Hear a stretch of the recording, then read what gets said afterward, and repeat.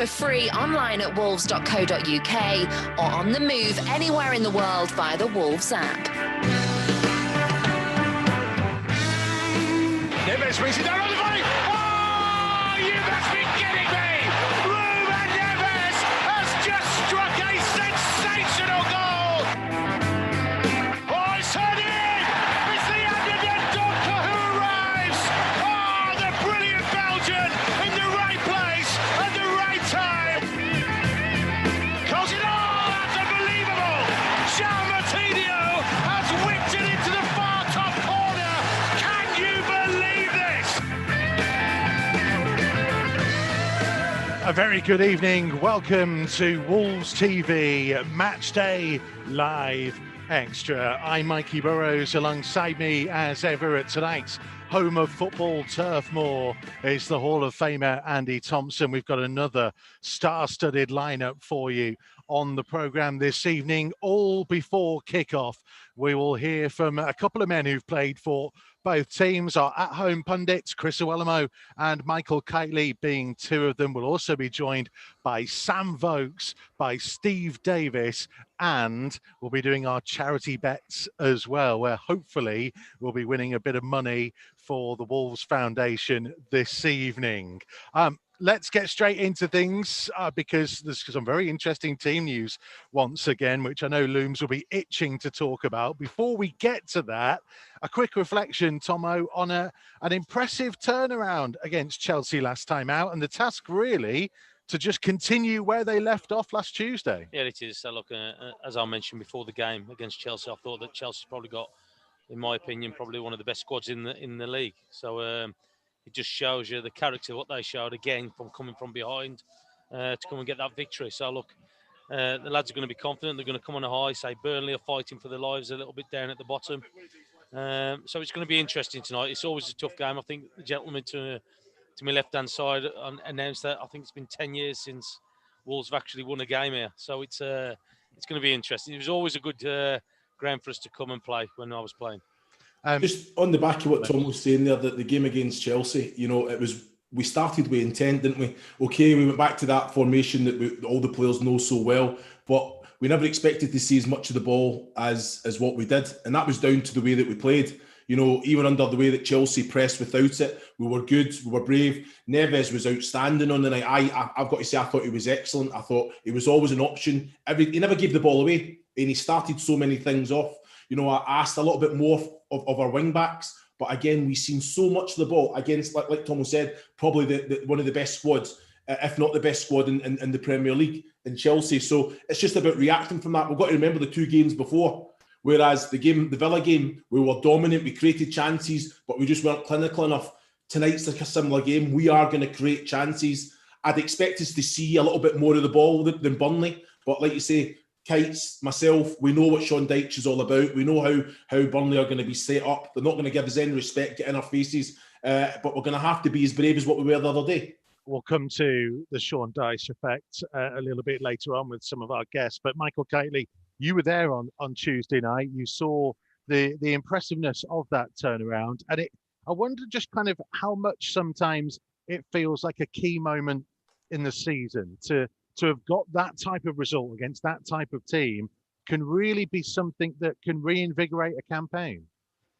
Yeah, definitely. Because I think, you're at that sort of stage, aren't you, where the season's almost going to go one way or the other. And I think that result was massive. And for me, I thought last 20 minutes, I thought there was only one team that was going to win.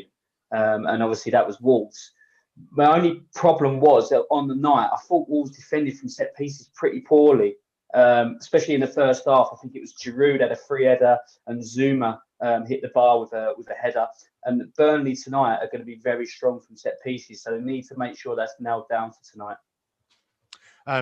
Let's talk a little bit about the team news then for this evening. We can put that up on screen in just a second because there has been some interesting changes. So it is 5 at the back, we understand, but Max Kilman coming in instead of Willy Bolly, who of course picked up a little bit of a knock towards the end of the Chelsea game. Jean Martinho back from suspension. No Leander Dendoncker, who went off at half-time against Chelsea. So a first Premier League start, a first start in any competition for Owen Otazawi in midfield. We'll talk about him in a second, Looms. And Ryan Aït-Nouri coming in as well on the left-hand side, possibly a little bit more attacking, but no Fabio Silva in the starting lineup. It's not the size and the with hold-up play we've talked about in recent weeks is not going to be there. So what are they going to be doing differently, Looms? Well, I've got to say, I understand why probably Silva's came out the team for the very fact that tonight's going to be a much more physical game.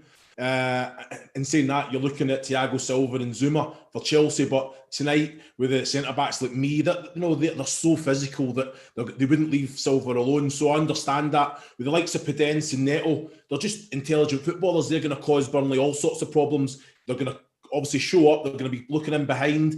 The Aït-Nouri one for me, I understand it. You got to understand. He's already got a Premier League goal. He was outstanding. He scored an excellent goal. He has been caught out with a couple of individual errors he's conceded a penalty or very close to a penalty. Little things like that. I think Otazawi coming in, I thought he was unbelievable when he came on against Chelsea. He's very much, and he took so much from playing and training with Dendoncker, because I think he's very similar. He's got that presence. He's got the energy, that athleticism to go box to box. But he done a defensive job the other day. And it's like one of them, how laid back he is. And hopefully this is a game that he's got, if he's still in that kind of that zone and he's focused on his strengths, his qualities, I think he can be so important for us tonight. But it's very interesting the way he's going. Went with the obviously with Neto and Podence up top. They're going to create space. They're going to be a threat always. Moutinho coming back in with Neves. We never thought we'd see that. We never thought we'd see the likes of the two of them. But I think with Otazawi in there, I think he's got the energy and the power and to do a lot of the running for them. And like you say, if Neves, for me, he was close to Neto for man of the match. I think I might even give it to Neves after the Chelsea match because I thought he was outstanding. So I want him to try and do what he done, get the space, get on the ball, make his tick. Can Aït-Nouri, can Semedo bomb on and we close those. But Burnley aren't going to go hell for leather. Burnley will be compact. They've got a presence. They'll go direct. They'll pick up second balls off the big striker. So we've got to be prepared for that. Well, Mikey, I would say, obviously, Tarkowski and me were both there when I was at Burnley, and they would much rather play against a bigger sort of number 9 than play against a Podence and a Neto all day long. If they can get in and around them and down the sides of them, they can cause them a lot of problems. So for me, I think it's a good choice to leave Silva out tonight. Obviously, he's played a couple of games, only young. But to go with those two, I think will cause Burnley problems. I really do. It's going to be an interesting balance, isn't it? And we'll come back to this because there's another point I want to make on it. But I want to bring in Leon Blanche from our official betting partners, Boyle Sports. You might have noticed at the Villa game, I think it was actually, we had £100 charity bets, myself and Chris Iwelumo, and we were awful and didn't win anything for the Wolves Foundation. So we are trying again tonight. We'll get Leon in just a second and talk through our bets. Michael Kightly has been given the responsibility for representing the pundits. No Alex Ray, of course, with us tonight, and Alex helped the pundits come back in our little prediction challenge that we've been having. He's not even bringing you in, Tomo. He's not even brought you in, mate. You know what I mean? Copied Alex Ray. Oh, because I never get 2-1, do I? I mean, let's just leave it there. It's 5-2 to me. While we wait to get Leon on, actually, Tomo, I want to talk to you about the element. Looms mentioned about Neto and Podence will pull wide and will try and get in and around it. Aït-Nouri and Semedo are clearly, with the extra protection of 3 in midfield, are going to be relied on to get forwards. The element I would ask you about is if they are bombing on, they're not going to be launching crosses in, are they? Because Neto and Podence are not going to win it in the air against me and Tarkowski. I think they're going to rely on the movement of the tilt front. I think that's what they want. They want to try and get Tarkowski and me, so like moving. And as Kite said there, I agree with him. I think that they're happy coming up against a big man to mark, but I think that movement and the energy that those two have got, I think are going to cause them probably. But it's all about the supply. It's all about the supply up to them too. Because as you just touched on there's no point in hitting big high balls up to them. It's got to be to the feet. It's got to either be into the space that they can run onto, because that's what they are. They're willing runners. They're willing to get at people. We saw the second goal or the win against Chelsea by Neto. as soon as he gets that ball, he wants to run at defenders. He wants to get them on their back foot. And that's what I think we'll see tonight. I think the movement's the thing that probably Nuno's gone for up front, just to cause them a problem. Let's get Leon in from Boyle Sports before Looms jumps in for another comment on just there. Our official betting partner, Boyle Sports. Can we speak to Leon? We are going to try and get Leon in just a second. You want me to ask Kites then? I was just going to say, Kites, on what Tomo was saying with the likes of Podence and Neto against Liverpool, we played with Traore there wasn't a striker, and we were so many times we came to the ball rather than stretching the pitch, and that's why Fabio Silva's come in. So I think Neto and Podence, they have to make sure that if one drops, one's got to make sure that they're stretching the pitch for us, and give the likes of Tarkowski and me something to think about in behind as well. Leon, my friend, good to see you. Yeah. Sorry, Coach, we'll come back to that because Leon from Boyle Sports is with us. And Leon, I've got my script here. Loads of goals this weekend in the Premier League. Will we have more today? Where's the smart money going? I'm not so sure we're going to have loads of goals here. Burnley, if you take out the Man City result, obviously when they shipped 5 in their last 4 games prior to that, the maximum goals has been 2, and that was a 1-1 draw against Everton. They've kept clean sheets against Arsenal, clean sheets against Crystal Palace, and a clean sheet against Aston Villa. So I don't see there being a lot of goals here tonight. I think Wolves are going to have to be patient.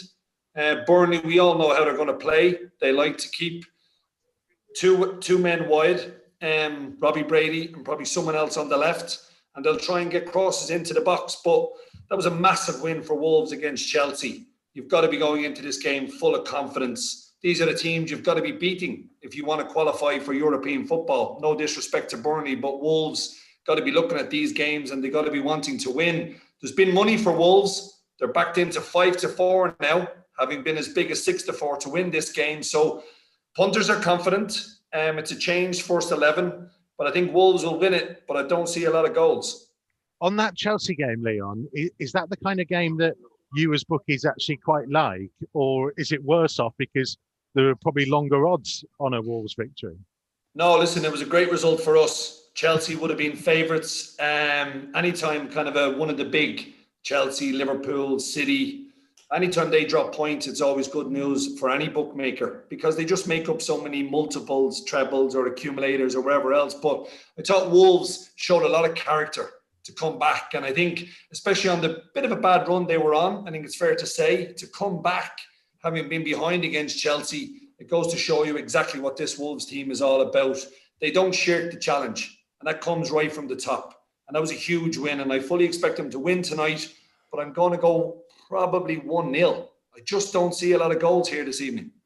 That's probably the smart move, isn't it, I guess, Tomo, when you look at the way these two teams have gone about it. I mean, I think I'm right in saying Burnley are the lowest scorers at home in the whole of English football, which is remarkable, really, that they've only scored 6 goals in the Premier League all season, and 2 of those were on the opening weekend. So if from a Wolves point of view, you've got to be banking on a clean sheet tonight. Well, you would hope so, but you can see what they've done with Barnes and Wood up front, who Woods especially is the goal scorer. They'll be trying to bully the Wolves defence a little bit, I think.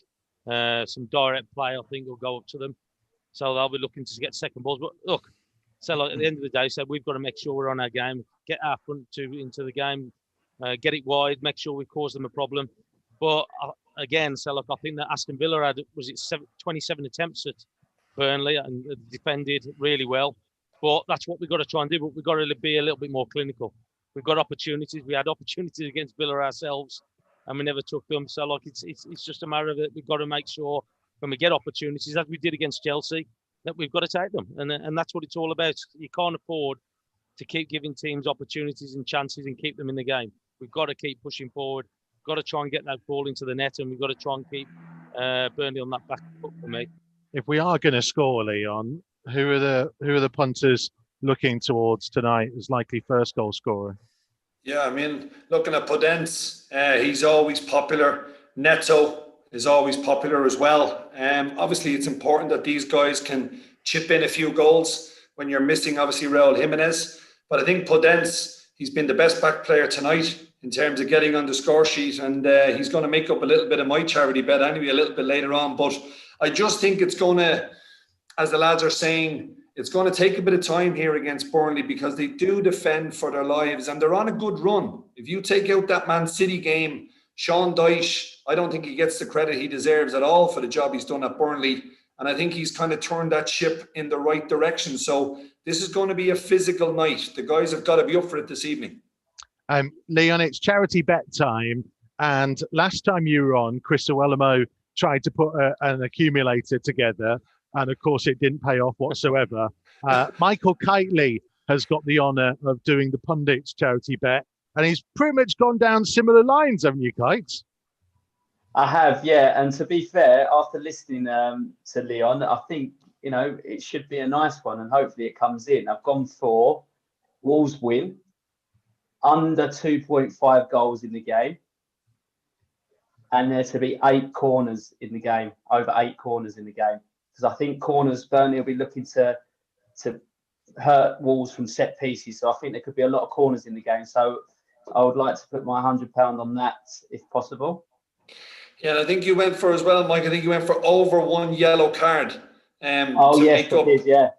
So to make up your accumulator, look, it's a really nice price. It's a 16-1 chance. And I'd agree with a lot of what you're saying. I mean, I do think there won't be anything like over 2.5 goals. I think this is going to be a closely fought contest. Honestly, just ridiculous long list, shopping list of things people give to Leon. Got the odds up well, though, every time we do this. I actually want to try and win some money for the Wolves Foundation. It's Christmas. It would be a lovely little bonus. So, Leon, I am just going very simple. Wolves win and Pedro Neto to score at any time. Well, look, it is a lot simpler. It's a 3-1 chance, Neto anytime, and Wolves to win. And because you've gone nice and simple, I'm going to double that because it is for charity. I'm going to give 6-1 just for that simple equation. Hopefully a Wolves win and Neto anytime. And the Boyle Sports charity bet is something similar. I'm going Wolves win, Podence anytime, and under 2.5 goals, 9-1. Lovely stuff. And of course, for the first time ever, me being a simple man has paid off potentially with this. Leon, thank you very much indeed, my friend. We'll speak to you soon. Merry Christmas to you. And the very best of luck to Wolves tonight. All the best, lads. All the best, Leon. Take care. Thank you, Leon, from our betting partners, Boyle Sports. Hopefully, we can win a bit of money for the Wolves Foundation. A really important time as well. I'm sure they could put that to really good use. Let's talk a little bit about Owen Otasowie, Chris Iwelumo, because it's an interesting move to put him straight in there. Moutinho was back. He could have stayed with the two in midfield. He's a really interesting character. I know you'll have seen a little bit of him, and Michael Kightly will have seen a little bit of him when we did some of the under-23 games last year. He got in the penalty area, didn't he, against Chelsea? He showed a willingness to maybe get a little bit more advanced than any of Wolves' other midfielders. I just think it's down to his performance. When he's come on, he's shown no fear. And it's just that he's done exactly what the manager's asked of him. I think obviously the loss of Dendoncker, I think that opens that door for him because he's, like I've touched on already, he's very, very similar, the presence, the stature. And it's just one of the things. Conor Cody spoke so highly of him. He's humble, he wants to be the best that he can, he works ever so hard behind the scenes, and we've seen that. So this is going to be a very different game. There's going to be some challenges going in. I think the physicality. Did you say only one yellow card in your bet, by the way, Kites? Did I hear that right? Over 1 yellow card. So I'd bloody hope so. If I was a manager of a team and it was 1 year, I'd expect a couple of yellow cards every game. But anyway, he's got that about him, hasn't he? So he's got the presence. He's not scared to put in challenges. And like you say, even against Chelsea, he's trying to get in the box and probably should have done better with the attempt. So I'm expecting that energy tonight. I'm expecting him to get on the ball and be as composed. And that's something that I've got to say. I've got to give credit to the back five. I thought they defended excellently, but it wasn't just defending clearances. It was actually passing out and then starting attacks. And that was down to Patricio as well. I thought it was outstanding. And also, he was a major part of that. He was driving with the ball. I'm expecting it tonight. I think Burnley will respect us. I think they'll sit back. I think they'll choose the moments, and you have to. They'll press as a collective. And I think what we've shown against Chelsea, we'll be able to play through any press that Burnley can bring. Well, let's speak to a man who knows a little bit about Owen Otazawi and plenty of the other young talents involved, because we've also got Taylor Perry and Theo Corbeanu amongst the substitutes for Wolves tonight. The Wolves under-18s coach, but he's worked across the academy age ranges and also played for Burnley back in the day as well. Steve Davis is about to join us on Wolves TV Matchday Live Extra. We will get him in just a second, but while we wait to do that, in fact, here he is, Steve Hello. Davis. Welcome. How are you, my friend? Good, yeah, you? I'm very well. I've been listening in. Some interesting comments. Well, we're just talking about Owen Otazawi, and I know you probably won't have worked with him a huge amount, but he is somebody who's been in and around the academy age groups for a while now, and he's shown such a great progression recently. Yeah, he has. I mean, worked with him a couple of years ago when Rob was here in the 23s. And I think today's ideal for him in terms of his physicality, his size, his power. I think they're going to need that. And I think he's got that in abundance. I watched his debut. I thought it was excellent. He didn't look out of place. And it'd be interesting to see how he does from a start position. I know sometimes it's easy to come on a game and that adrenaline gets you through. But so starting a game would be a lot different. So we've been interested to see what impact he has in the game tonight, when it's going to be probably a little bit more direct, lots of second balls. But he can do that. You know, he can do that. He can compete in there. And I think that's probably why, you know, he'd be important in the midfield, particularly Martinez and Neves in there as well. Gives that physicality. Steve, you said there about the physicality and things, but you know, like under 23s football, under 18s football, it's more a technical game, isn't it? It's not challenges, and the referee doesn't really bring the yellow card out, really, if it's only for a little bit of kind of talk back. So in a game like tonight, there is going to be challenges. Burnley are known to be quite an aggressive, quite a physical side. And will he be used to that kind of game? Because even in training, they won't have that, will they? It'll be kind of a bit kind of placid, won't it? Yeah, I think he's been with the first team a while now, so he will have got that with the first team, that intensity and that type of game. I think that's exposed him to it. Certainly 23s, he wouldn't have got that. But the last, sort of couple of months, he's been down there with the first team in Nuno. So I think he will have grown and got used to the physicality. So, and he has that anyway. He can do that. Yeah. So obviously at 23s, you sort of hold back a little bit on that, but you'll see it tonight, I'm sure. I'm sure he'll be fine with that thing. Yeah, I see. So look, he looked quite composed when he come on to the game the other night. So look, and also as well in the interview. Has he always been like that, or is that something that he's picked up on the way? No, he's a quiet lad. He you know, you have to find the trust with Owen. You know, he only sort of trusts certain people, and you have to work very hard as a coach to get that relationship and that trust. You know, so yeah, he's generally a quiet lad, very humble, as you've said. He's come through a lot of difficult situations as a kid, as he's grown up, and also in the academy with injuries, and so he's growing, and you know, he seems to be, you know, taking his opportunity really well. So I'm really pleased for him. Steve, obviously, I was with you on Friday night. Not the result you wanted in the end in the FA Youth Cup, but the under-18s have been having actually a really good season up until this point. So how do you assess kind of how it's going, how the future generation is progressing? Yeah, good. I mean, I think the important thing for us is to get players into the first team or training-wise, give them that opportunity, that pathway, and then see what happens from there. You know, a lot of them go down, then come back because they're not quite ready. Some might never be ready. So I think we've got to be careful with results. I think it's more about individuals and development of players and getting players opportunities with the first team. And then if they're not quite good enough at the level, they've got an opportunity to play league football. So that's really what we've got to try and do as coaches. Because we saw actually on Friday night that there's a whole host of players who still qualify for you who have gone up and been playing under 23s football this year. Yeah, there's several that dropped down, probably 5 or 6 now in the 23s. Owen scored today against Norwich.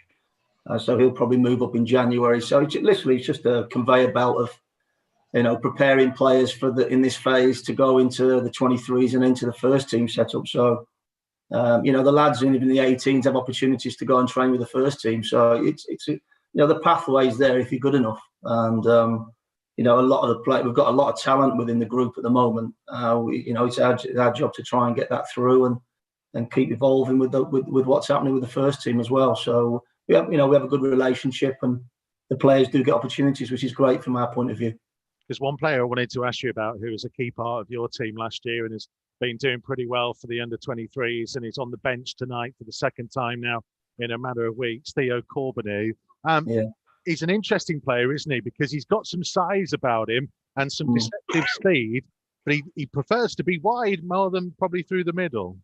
Yeah, I think he came as a winger, really. He's of Canadian, Romanian, his father and mother from different places there. So he's chosen to play for Canada now, originally playing for Romania.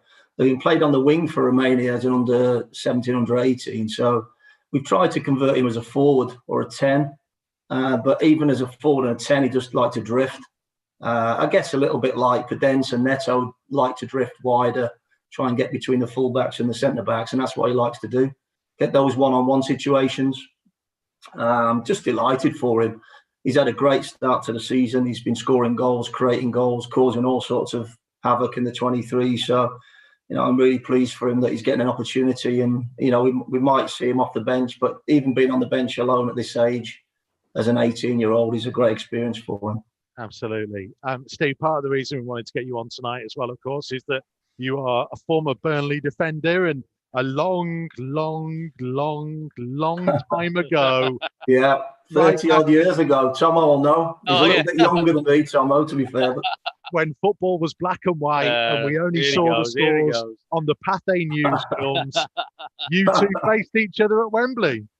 We did, yeah. I think Tomo played left back that day as a right-footed left back, I believe. I just remember the crowd, an unbelievable crowd there for the Sherpa Van game. It was, that trophy. It was incredible atmosphere, and obviously a dream to play at Wembley, the old Wembley as well. For me as a 22-year-old, so I would have been about 20. So for a young player to play there was a great experience. Two fantastic clubs, great support. And it was a no lose for me because obviously Wolves had won the league and been promoted that season. And as a Wolves fan, I was delighted with that. But playing in that game, obviously as a Burnley player, I wanted to beat Wolves that day, I have to say. But I had a little look at it actually coming on here. I thought I'd better have a little look at it just to remind me of what that game was like. And looking back at the shorts. The shorts then were right on your backside, and the game's changed so much. The pass backs and things like that to the keeper. The keeper would waste about 10 minutes of the game, So the game's moved on so much. It's much quicker now, much more entertaining than it was. I don't know what your thoughts are, Tomo, on that. Oh well, I always say that was probably one of the best days that I've in my football career. I would say. So with the atmosphere, actually being able to fill Wembley Stadium as Division 4 clubs is unbelievable. So I can say, great day. I know for me it was a little bit different to you because we won, but it was just a great day. So the atmosphere and everything just coming out to it. And as I mentioned to Mike earlier, so it was probably the best day of my life in the football terms on that. Yeah, Steve, no, it was a cracking day. Did you ever manage to get close enough to kick him? I did. I got booked after 20 minutes. I got booked kicking Bully, yeah. My job that day was to stop him scoring, and that was my remit before the game. And I managed to do that. The trouble was, much he scored, you couldn't stop the other one once you stopped Bully. You couldn't stop him scoring. So, but yeah, fond memories. Great day, and like I say, sad to lose the game. But looking back, we actually played some decent football that day, Burnley, and it was a good game. Up to the free kick, there wasn't a fat lot in the game, I didn't think. And then obviously Robbie put a brilliant free kick in and won you the game in the end. But good memories. Steve, it's been brilliant to get you on. Thank you very much for your time, and good luck for the rest of the season. Thanks. Yeah, let's hope we have 3 points for later. Yeah, I hope so. Good to see you, lads. Thank you, mate. Steve Davis, our under-18s coach, once an opponent of Andy Thompson way back in history. Yeah. Such a long time ago. I mean, I was just in nappies probably at the time. It was so long ago. Fascinating to hear back. And of course, there's such strong links actually between the two clubs, two founder members of the Football League. Both Michael Kightly and Chris Iwelumo turned out for Burnley. It's an interesting place, this, isn't it, Kites? I mean, they were obviously, I was joking with you beforehand when we were setting up that our colleagues from Burnley TV were kind of reminiscing about you and your tan even still being strong in your time here at Burnley. It's a fascinating football club, and there've been some right old battles down the years between the two.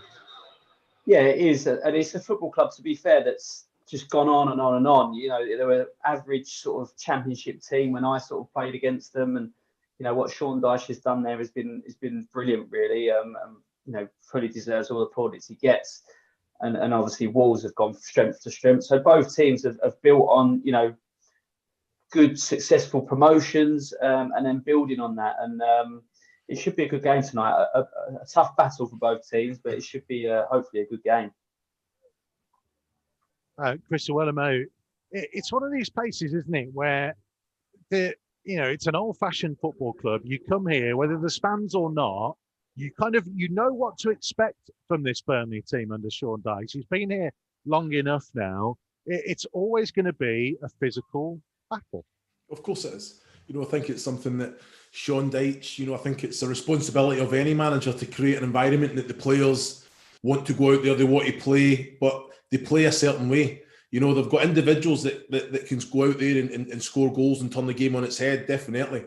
But Sean Dyche, as me and Kites, we were at Watford together under Dyche as well.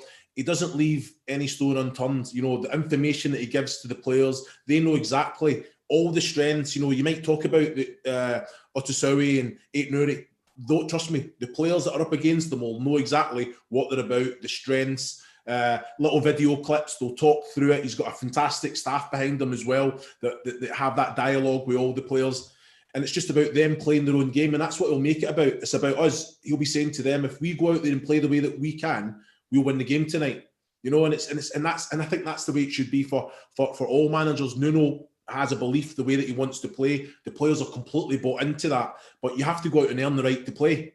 And that's where Burnley usually get the best of most teams, because of the physicality. That's what we read about, you know. So again, it's the way that Sean Dyche is, the way that he played as a player, but he is a very much modern day manager.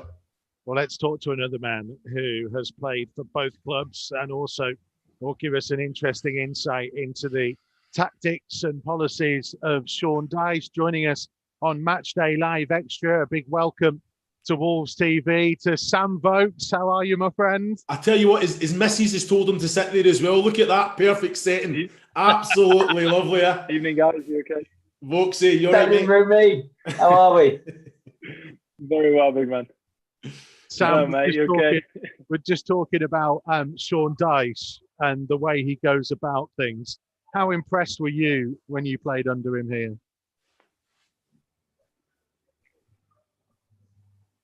Sam, can you hear us? Yeah, he was great. Yeah, sorry, can you hear me? Yeah, go for it. Yeah, no, he was great. Massive influence on me, really, for my career. And I think you see how they are as a team, very organised, and that's how they work day to day. And you see that in the way they play on the weekend. It's one of those, isn't it, where you kind of look at Burnley and they've struggled for goals this season. What do you put that down to, and how will Wolves get at them at the other end? Yeah, I think for Burnley, looking at it tonight, I think it's first time this season. I think Wood and Barnes have started up front together, so it's going to be important for them tonight. And at the other end, like you say, for Wolves to keep them quiet, because there'll be a handful there. And the way they play and the way Burnley attack, I think they'll look to put it on top of them, probably early in the game. And it'll probably be a tough start to the game for the Wolves defence, I'm sure. Obviously, you know Michael Kightly and Chris Iwelumo very well. We wanted to kind of ask you, really, just how much of an influence was Big Chris on your game? How much did he teach you when you were first starting out? He taught me. No, Big Looms was massive for me. I think I was only 18 when I joined Wolves at the time, and very similar player to myself. And in that season, obviously with promotion, Kites was flying that year as well and scoring some important goals. And it was a great time to be at Wolves, and to end it with promotion for myself was the first time in the Championship.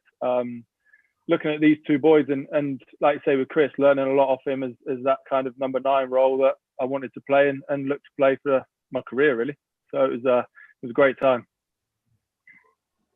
Just look, you know, when you think about it, you know, with what you brought, like you brought goals, and then it was one of those things. I think when I spoke to Eddie Howe about you, and he said that you came into football and it was like you hadn't really played a lot, so you had to get the minutes in the legs. But you had the quality, your touch was excellent, and then all of a sudden, when you started getting the games in, you just kicked on and you surpassed. So it must have been all expectation, but you brought everything, the physicality, the link-up play. But you've got to tell people about the work that you put in behind the scenes. You worked your socks off. You worked at all your weaknesses all the time, every opportunity, didn't you? Yeah, thanks, mate. I think it was a great time for me to be involved in a promotion so early in my career that it was a good in one sense, but obviously in another sense, I didn't get a great amount of football in the Premier League, which for me probably worked well. So I managed to get out on loan and learn my trade a lot more in the Championship with some great teams over that couple of years spell. And a game I'm looking forward to tonight because 2 clubs, and then I ended up going to Burnley, obviously, where I probably really got my crack at the Championship and also Premier League football, which was an amazing experience there, alongside Kites, who scored the winner to get us promoted there a few years ago. Don't big him up, Sam. He doesn't need it. He doesn't need it at all. He doesn't need it. I played with Vokesy when he was at his very best at Burnley. Him and Ingsy up front, and on their day, them two together that season, they were as good as anyone. And I think obviously Vokesy can vouch for it. That season was probably his best season, and then fully deserved all the goals he got in the Premier League after, and gone on to have a great career, and then followed the footsteps and went to Stoke. So bit of a mad love, but it's good to see you, Vokesy. But obviously, you know, you've had some career and scored a lot of goals. Yeah, you must have had 3 promotions as well. Yeah, hoping for another one soon, mate. But yeah, it's good to see you guys. It's my old roommate. It's the only chance to get to see you at the minute, mate. It's coming on here at Zoom. Sam, you actually scored for Burnley against Wolves here a couple of seasons ago. There've been quite a few kind of draws of late between the two. It was a draw that day as well. Is the smart money on a draw for you tonight, or do you think one of your old teams will pinch it? I think so, yeah. I think I was actually joking about that earlier because Danny Bath, my teammate now, also equalised in the last kick of the game that day. So he ruined the day for me then. But I was looking at it earlier, and I think for me, a score draw is probably the way it goes tonight. I think, obviously, like I mentioned before, Woods and Barnes up front, they're going to be a big threat. But also 2 boys up front for Wolves, it looks like, are going to play down the middle. So they'll be a threat also. So hopefully a game full of goals. So you go, what, 1-1, 2-2, 3-3? I'm going to go 2-2, I think, for myself today, I think. 2-2. Sit on the fence. Michael Kightly, which way are you going? I'm going to go 1-0 Wolves. Just lost my ear pod there. Yeah, but you just killed Mikey as well. That's Mikey. He's scrambling now. What am I going to do? What am I going to do? Look at him. Oh, we've lost Kites for a second. Looms, where are you going? I'm going 2-1 Wolves. I think we're gonna edge it. Tomo? Yeah, so 2-1 Wolves. Tomo just copying everybody again every week. The one who has a different one each week. Every week. Well, I'm going, because Michael Kightly's taken 1-0, I'm going to have to go 2-0 Wolves and go from there. Sam Vokes, thank you very much indeed, my friend. Best of luck this season at Stoke. Have a very Merry Christmas and a Happy New Year to you, my friend. Thanks, guys. Good to see you all. Have a good one. And Vokesy, sort your Wi-Fi out, mate. You're about 10 seconds behind, fella. Takes you about 30 seconds to answer a question. Just go silence, mate. Sort your Wi-Fi out. Sam Vokes with us on Matchday Live Extra. A sideways Michael Kightly, Chris Iwelumo and Andy Thompson. This is what we bring to you on Wolves TV. Don't go anywhere. There'll be more from those two fellas, Michael Kightly and Chris Iwelumo, at half-time. But commentary, myself and Andy Thompson, comes next on Wolves TV.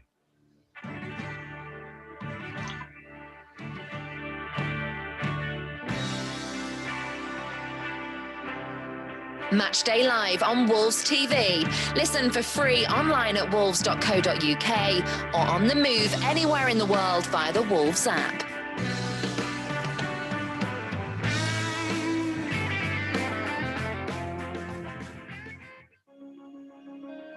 The Old Gold Club has a new series, My Golden Game. Speaking to former and current players, coaches, managers and fans of the matches that meant the most to them. It's a club who I have in my heart, and I always keep following it. I'd been back to Molyneux on a few occasions, and I'd never got a good reception, and that hurt me a little bit. Not that I thought I deserved better, but maybe because of those two games against West Brom, where I scored 4 goals in 2 appearances. Check out the series so far, featuring the likes of Jodian Lescott, Kevin Doyle, Neil Emblem and Dennis Irwin. I was absolutely delighted when they came in from England, and even more so when, after having a tough first 4 or 5 months, that we were on a bit of a roll and ended up playing in this fantastic game. Old Gold Club, My Golden Game, available now.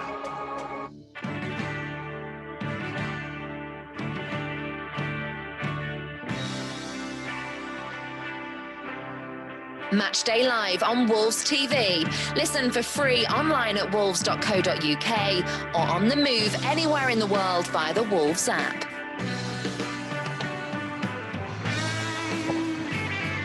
The last match before Christmas, with festive feelings still strong after last week's late win over Chelsea. Wolves arrive at Turf Moor looking for a first win here in a decade, facing a Burnley side who are not just the lowest scorers in the Premier League, but the lowest scorers at home in the whole of English football. The Clarets have netted just twice here this season, but they are unbeaten in their last 3 matches overall. Nuno's team are boosted by the return from suspension of João Moutinho, but there is no Leander Dendoncker, having gone off at half-time against Chelsea, so it leads to a first start for Owen Otazawi in the midfield. There's also a return to the starting lineup for Ryan Aït-Nouri and Max Kilman. It'll be Rui Patricio in goal, Kilman, Cody and Saiz the back 3, Semedo and Aït-Nouri the wing backs, Otazawi, Neves and Moutinho a 3-pronged midfield, with Pedro Neto and Daniel Prudence the 2 up top. On the Wolves bench, extended now of course, John Ruddy, Kiana Hoover, Marçal, Willy Bolly, Fabio Silva, Vitinha, and then youngsters Taylor Perry, Theo Corbeanu and Adama Traore. Burnley have Nick Pope in goal, Matt Lowton, James Tarkowski, Ben Mee and Charlie Taylor are back 4. Robbie Brady, Josh Brownhill, Ashley Westwood and Dwight McNeil, with Chris Wood and Ashley Barnes up top. On their bench, Peacock Farrell and former Wolves man Will Norris, 2 goalkeepers amongst their subs, plus Dale Stevens, Jay Rodriguez, Eric Peters, Phil Bardsley, Kevin Long, Jimmy Dunn and Josh Benson. Wolves in gold shirts, black shorts and gold socks. Stood over the ball, ready to get us going here at Turf Moor. Burnley in their familiar claret and blue with white shorts and claret socks. And all the players will take a knee.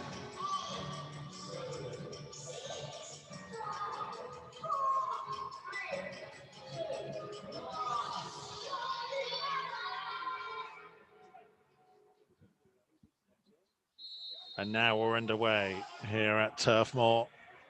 And it'll be interesting to see how Wolves go about it in this early period, Andy Thompson. Yeah, it will be. So look, we spoke about the way Burnley will play. So look, Woods and Barnes up front.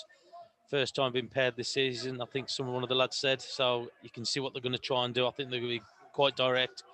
Try the second balls to win the second balls. Try and get Burnley up the pitch. But again, so look, there's enough out there, Wolves, if you do it right, to get the victory. But you're going to have to compete with Burnley, because that's the kind of side they are.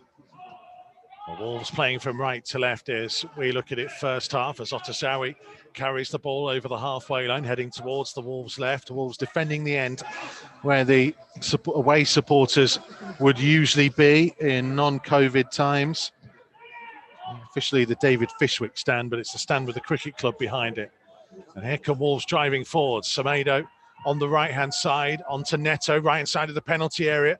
Tried to squeeze his cross and it was blocked off by Ben Mee and cleared away.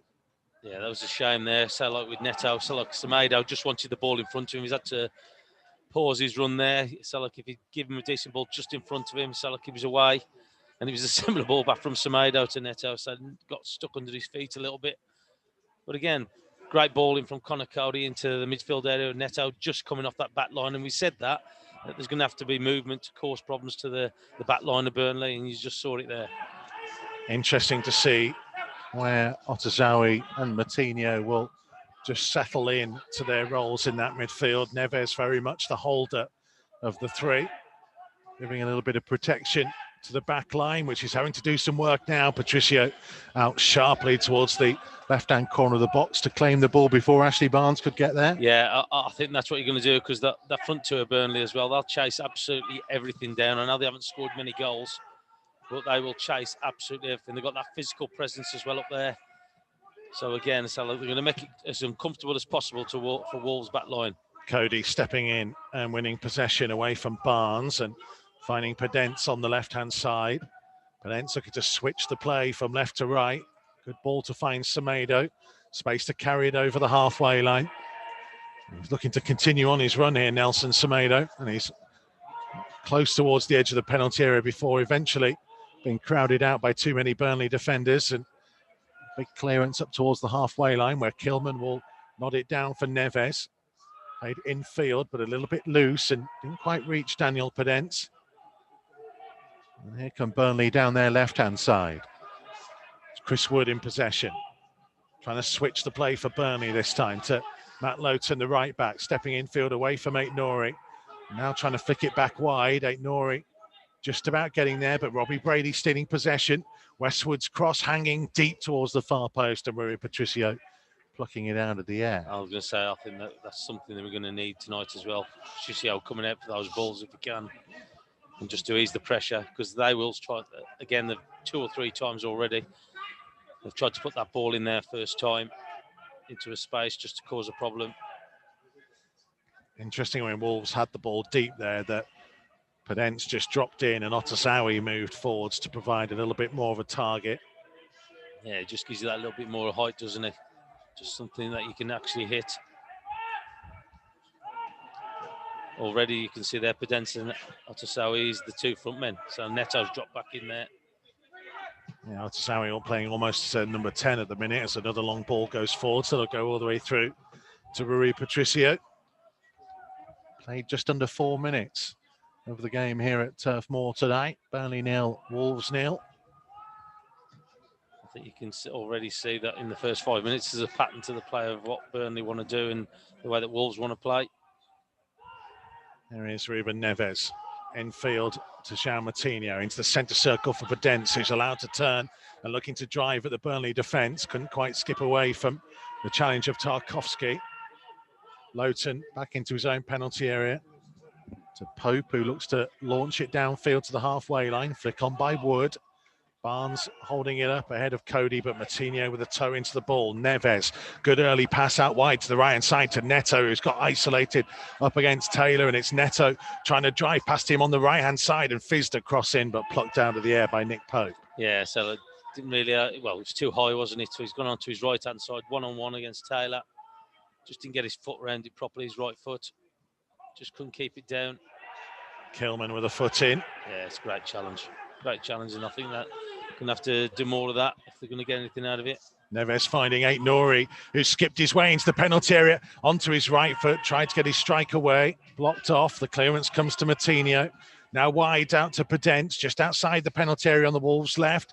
Twisting and turning here, Daniel Podence, and forces a slide challenge that will give Wolves a throw deep in the Burnley half. Yeah, and I'm just seeing that as well. We've only got 2 actually in the penalty area. So you've got Podence who's looking for that cross. I'd like to see one of the midfield lads just have a gamble and get in there, or just on the edge of the box. The 2 of them are just sitting out, Moutinho and Neves.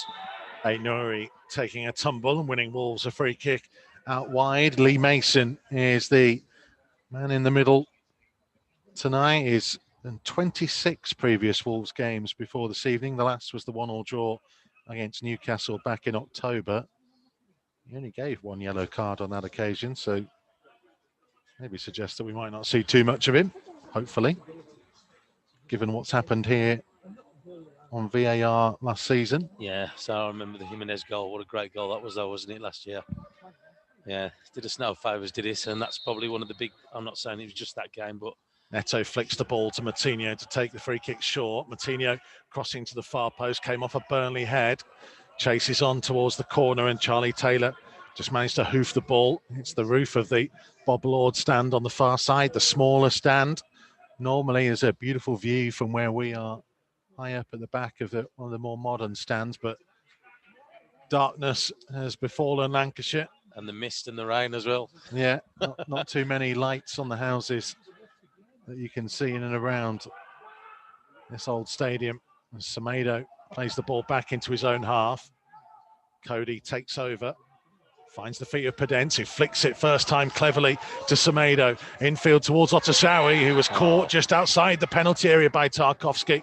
And Wolves get a free kick in a very promising position. Well, when we're talking about movement and players coming off that back line of Burnley, you've just seen an example of it there already.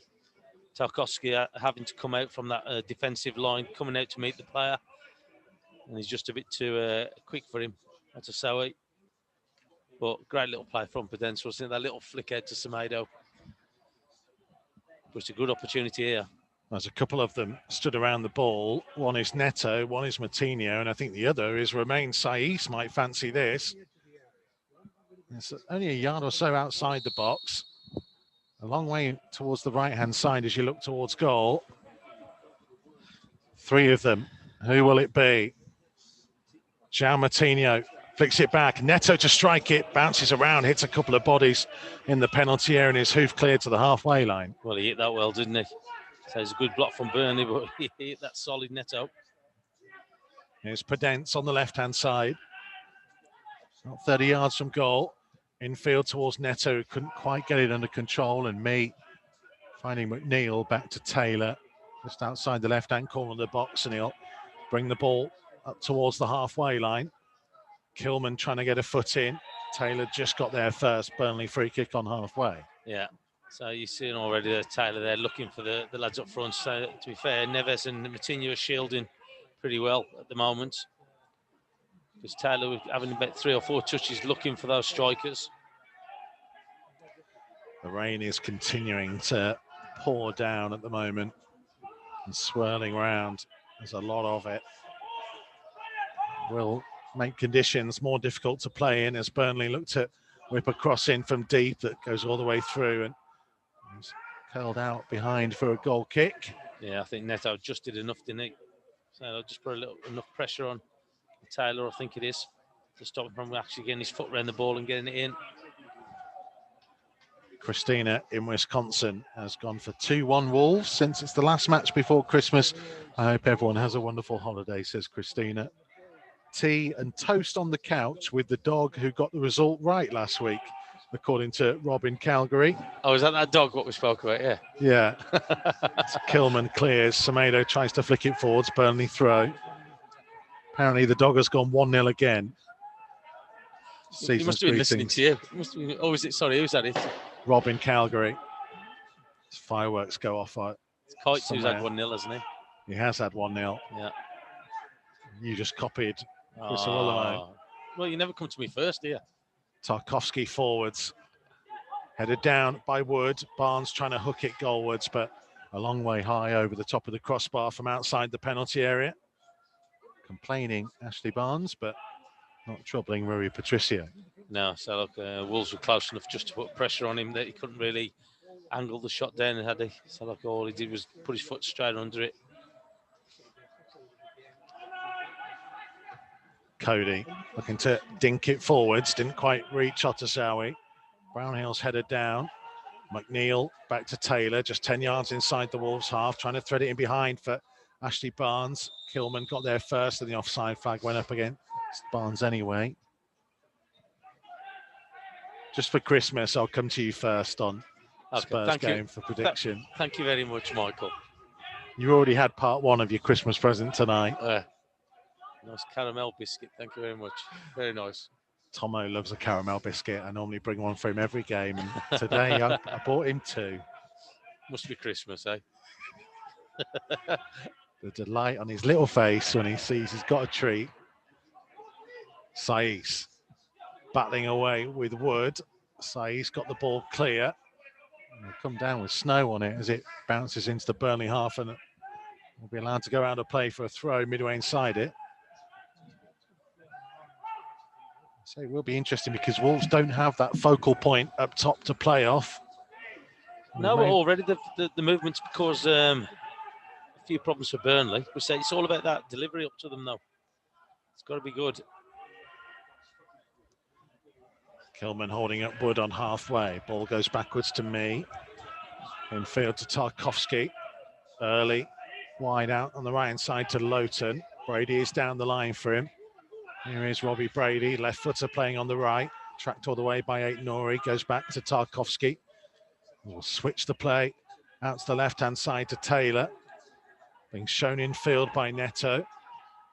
And passed it straight to Cody, who did well to find Pedence. Leaves it for Otazawi to carry the ball over halfway. He tried a little bit of trickery and got caught out by Robbie Brady, and he stayed down, Owen Otazawi. And in the meantime, Dwight McNeil has the ball for Burnley. Out to the left-hand side to Taylor. McNeil running down the line. The ball goes infield to Barnes, who helps it into the box, but easy for Patricio to claim. Well, you've just seen his inexperience there, hasn't it? So he's come out onto this left-hand side. He's run into a bunch of Burnley players. I think if he's gone out the right-hand side, there's options up there. But it just shows you. So, like, we're taking no prisoners if you try and get at them. Semedo with a good ball down the line for Neto, who cuts in field on his left foot. Semedo's continued his run. Here he is. Low one into the danger zone, turned away by Tarkowski on the edge of the 6-yard box for a Wolves throw. Yeah, they've done well down that right-hand side already, haven't they? Semedo and Neto. They've opened up a few opportunities. Still Burnley 0, Wolves 0 with 13 minutes played here at Turf Moor tonight. Semedo with the throw, just over 10 yards from the corner flag. Tried to find Pedence, who didn't get to grips with it. Ashley Barnes back there with possession, who will clear it up to halfway. Over the top of Wood, though. Nodded down by Cody to Saiss, back to Cody. He was under pressure by Chris Wood. Neves trying to set Semedo in behind. Flagger stayed down against Nelson Semedo into the penalty area, and it needed a big, important challenge, and eventually the offside flag has gone up. It was Ben Mee who got back to him. I'd like to see that again. I thought he timed his run. Semedo. Good tackle from Ben Mee. It's the nonsense offside rule, isn't it, really? I think he is offside. He's offside looking at that. And the assistant referee right in front of it could have just put his flag up. Yeah. Got back, crunches into Semedo. Ben Mee took a while to get up there. He could have hurt Semedo from it. Well, he's hurt himself, I think. I mean, just stop the play. We've wasted a minute or so. Well, we talk about it. If it's obvious, just put your flag up. So look, I can understand the borderline ones. If you're not quite sure, you let it go. But if there's somebody standing miles offside, you've got to put your flag up. Generally, as you know, I am a bit of a defender of VAR, and some of the new rules have come in, but some of the new rules, like that one, don't make any sense. No, I think if you're clearly offside, then I think that you should be putting your flag up. If you're unsure, then I can understand it a little bit. Here come Burnley down the left through McNeil. Kilman dragged out wide, dangerous ball in, and it's hooked goalwards and just wide of the right-hand post. Rui Patricio was struggling for a moment as Chris Wood just helped it towards goal from only 6 yards out. There wasn't a lot the Wolves keeper could have done had it been on target. Almost a wrestling match with Romain Saiss, and Wood didn't know that much about it. You've got to try and stop the cross, haven't you? You've got to try and stop. McNeil's got a good delivery with his left foot. Saiss ended up probably just doing enough, but he's got to try and do a little bit better with that. Saiss to stop the cross coming in there. I think it was Kilman, wasn't it? A risky moment early on in the game.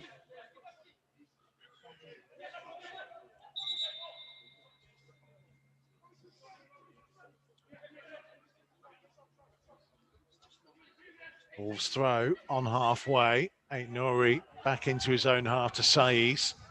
Now to Cody. Just about 16 minutes played in the game. João Moutinho on the ball, finding the feet of Otasowie over halfway, turning and playing it wide to Aït-Nouri. Back in field to Moutinho. He's got Saiss just behind him. He'll play it backwards to Cody. Now to remain Saiss again. Otasowie had set off further forwards. Aït-Nouri has the ball. He goes backwards to Neves, who's in Saiss's position. Switched across to Kilman. Forwards towards the feet of Neto. First time to Semedo. Infield to Moutinho. Now into the centre circle to Neves. Trying to whip it wide towards Aït-Nouri, just intercepted by Lowton. It was nice football from Wolves in the initial build-up, though. Yeah, it was. So look, it's some good movement of the ball. Saiss with a clever header to keep it in, and he's found Otasowie.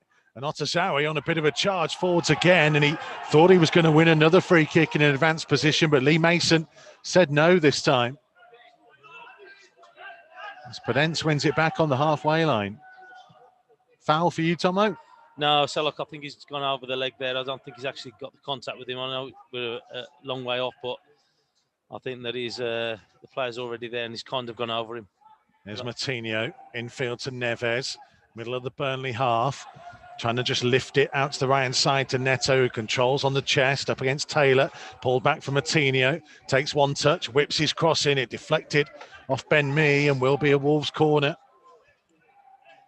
Yeah, you just saw examples of there. So the Wolves can't really hit the ball in, can they, from deep or different angles. They need that movement in front of them to cause Burnley a chance, because they're big lads at the back for Burnley and they're happy just to head the ball if it comes in. But Wolves are just trying to get that little bit of movement across them and in that penalty area to cause them a problem. Wolves dominating possession at the moment, 58-42. It's a bit of a rarity on recent games. Moutinho with a corner, right-footed from the left-hand side. I think Lee Mason just wants to come over and check that part of the ball is definitely touching the corner quadrant. Pedro Neto will take over to take instead. Podence, a couple of yards in front of him on the goal line. Moutinho less than 10 yards from him on the touchline, and they're complaining that Burnley aren't back the full 10 yards.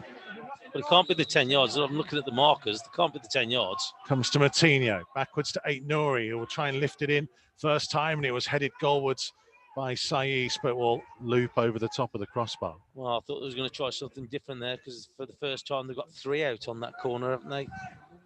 But they just hit it back to Aït-Nouri, who put the ball in.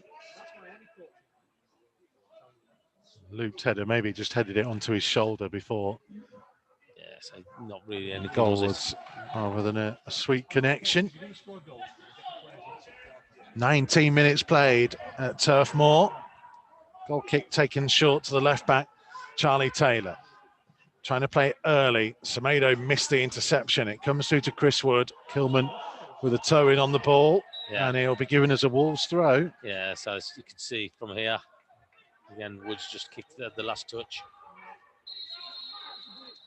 Semedo being told to go back a couple of yards. Martin Levitt in Cyprus, watching in Greek with our commentary. Says 3 points, please, Wolves. Rich and Lisa, big game fitting for a Wolves win. Score doesn't matter. Although not for Rocking Chair Dave, who's gone for a 2-0 win with our Magic 2. Portuguese front men, Neto and Podence with the goals.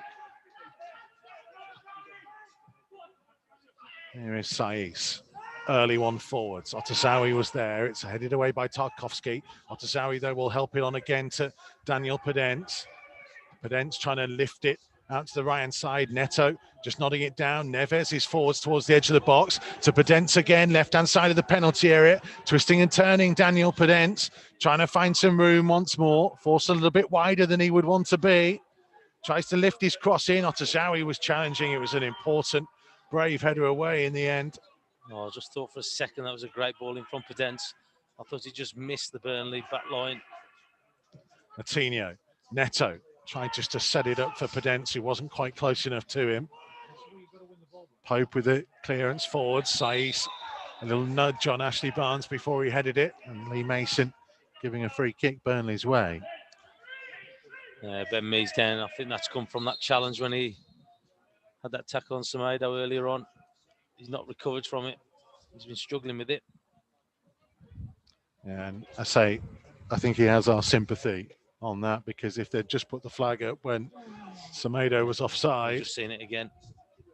Yeah, he's just seen there. The Burnley captain would have been all right. And if that had been the other way around, I think we'd have been pretty furious at this point. Well, he's just seen there Semedo's gone to kick the ball and he's kicked Ben Mee. Accidentally, of course, but it's right on his ankle. And he's getting a little bit of treatment, Ben Mee, at the moment.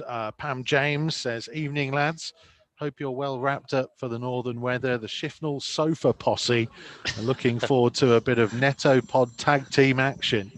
James in Marseille will be listening in with us with French TV pictures. Ooh la la, says Pam. Need your little berry on, mate. At Mikey Burrows, if you want to get in touch with us. Use the hashtag Wolves Live.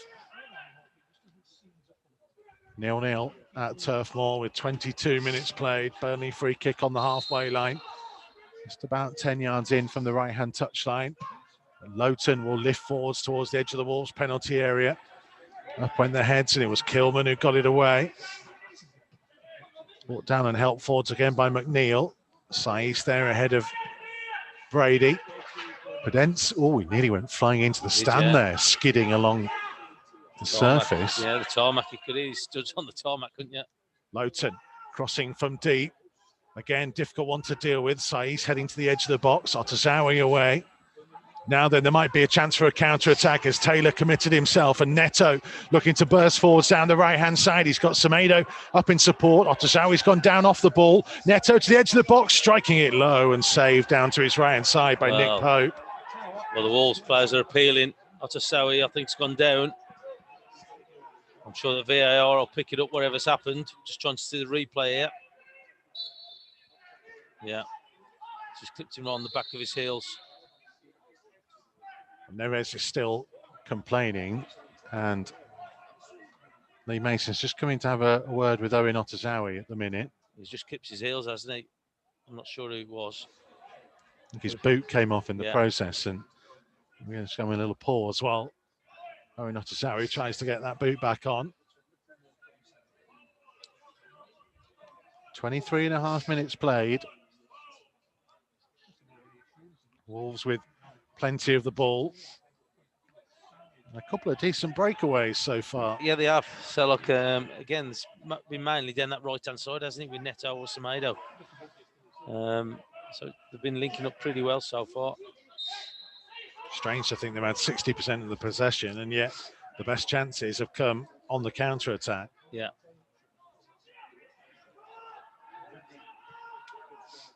Here come Burnley over the halfway line, down their left. Neto challenging with Charlie Taylor. Taylor fell to the floor, and Burnley get the free kick. Here's one for you. Wolves have won just one of 11 Premier League games under Nuno when they've had at least 60% possession.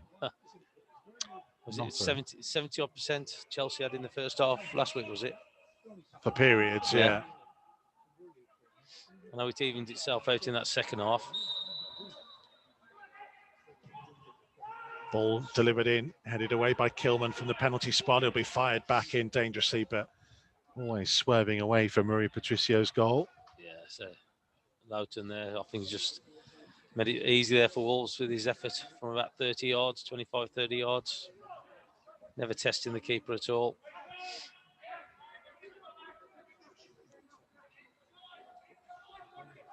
"25 minutes played at Turf Moor. 60-40 in Wolves' possession. 4 shots to 2. Only the one on target, that one from Pedro Neto a moment or so ago. Had 1 off target and 2 blocked. Michael Kightly's bet on 8 corners or more doesn't look great at the minute. Only 1 so far. Yeah, that can change. That can change. Wolves with a throw, just short of halfway on the Wolves' right. Nelson Semedo to take. Podence coming short. Neto down the line. Otasawi, the most advanced man at the minute. He's now coming short. He'll go to his feet. Gives it back to Semedo. Down the line for Neto, who tried to flick it in field, but Burnley stealing possession back and playing it to the goalkeeper.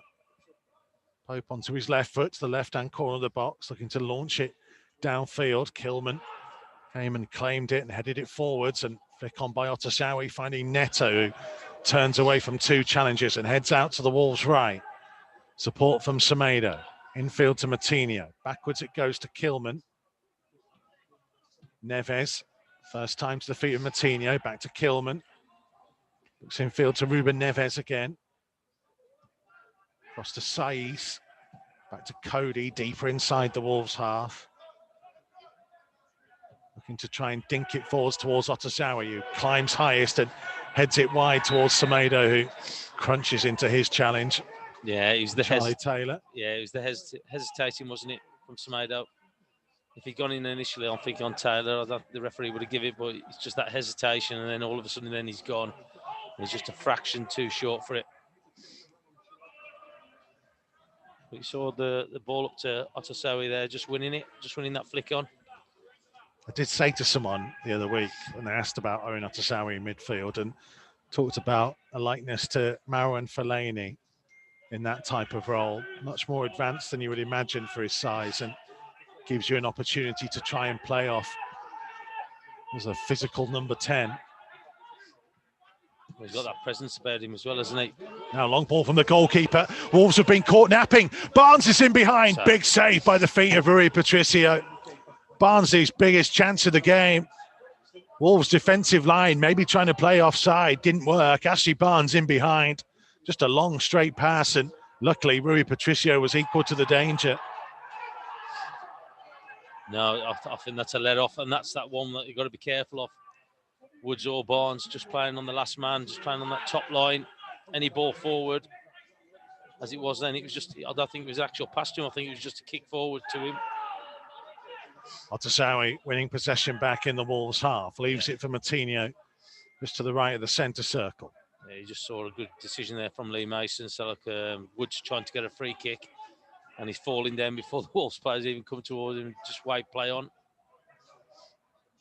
Saiz for Cody, back to Romain Saiz, wide to Neves, closed down by Brady, has to just launch it forwards. Ben Mees headed down, McNeil with time to turn and carry it into the Wolves half. Matinho got a foot in, but Brownhill works it wide to the left-hand side to Taylor. Up against Semedo, trying to go past him on the outside. Semedo with a foot to the ball and a Burnley throw 10 yards from the corner flag. Yeah, they're starting to have a little bit of possession now on the Burnley. Just having a little bit of the rub of the green, and he's just watching that opportunity there. He's onside. Just got caught for a big long ball from Pope. Good save though from Patricio. Got down to his right-hand side, saved it with his foot. Did what he needed to do, yeah. Rui Patricio. Well, another cross comes in, he'll have to come and claim this, and he does. Only Manchester City have kept more clean sheets than Wolves in 2020. Yeah, Wolves with 13 Premier League clean sheets in the calendar year. Man City with 15. Shows you what a good 12 months and more Rui Patricio has had. Would have been really frustrated with the manner that Chelsea got their goal last week. Neves losing possession here to Westwood. Westwood onto Brady. Aït-Nouri got back to him, and it will be a goal kick. Well done, Aït-Nouri. Getting back. It's ricocheted.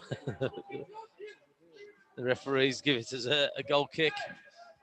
Did really well there, Aït-Nouri. Sprinting back, be able to rebound it off Robbie Brady. I think it's a corner. Yeah, I'm just looking at it again. I thought my initial thing was a corner. Oh, I'll take it. Wolves are trying to play. The goal kick's taken to Cody, who was just to the right of the 6-yard box. I haven't seen Wolves do that before. Well, they've done it most of this first half, and I think 3 or 4 times they've kicked it out of play. Yeah, well, it allows Burnley to push right up to the edge of the box and then close in on them, and then trying to clear it away from deep. I guess it's partly of not having a particular target apart from Otasawi in a more advanced position. Yeah, I think Woods and Barnes just on the 18-yard box, ready for him to pass it. And then you've got the midfielders back in Woods and Barnes up, haven't you, just behind them, just not allowing Wolves any space at all. They want them to kick it long because we know they haven't got that much height, either on the flanks or up front. There's only Otosawi that's actually got any height up there. Pedence has a bit of an issue at the minute. We're just having a bit of a pause before Semedo can take a Wolves throw. Might just have got winded there, the young Portuguese. He's been in decent form. Important goal last week. And Pedro Neto, Wolves have been reliant on for the last couple of goals. Well, we said we needed goals from other areas, and we still need more. So it's a good start from the two of them from last week. And the two combined to beat Arsenal. They combined again to beat Chelsea. Need them to continue it on here. 0-0 with 32 minutes played, just about. Westwood down the right-hand side for Loughton. Early one in, blocked by Saiz, just sticking a foot behind him as he was running backwards. Neves trying to play it early up towards Neto. Atasawi closed in on Ben Mee. Got there a little bit late. Burnley free kick. Yeah, he's in the walls a little bit, Ben Mee, but you know what you're going to get from him. Wholehearted tackles. And again, you just seen it there. And to be fair, Atasawi's gone in with it as well. Didn't pull out of it. Bit of commitment from both players. Good to see. Yeah, nice to see that nobody complained either. No. The officials just got up and got on with it. Well, they've both gone in for the ball, and that's what's mean. If they're going for the ball and they have a good go at it, it's good to see. It's a rarity nowadays, is it? That a free kick isn't given for anybody doing a tackle. Here's Tarkovsky trying to switch the play. Neto got something on it. He'll go out for a Burnley throw, just about midway inside the Wolves half on the Burnley right.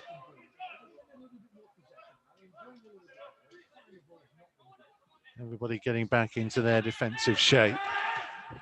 Burnley growing more into the game as Westwood tries to run it forwards. Aït-Nouri got there, but Westwood went down, and a Burnley free kick at a couple of yards from the corner of the penalty area. Well, this is what you don't want to see.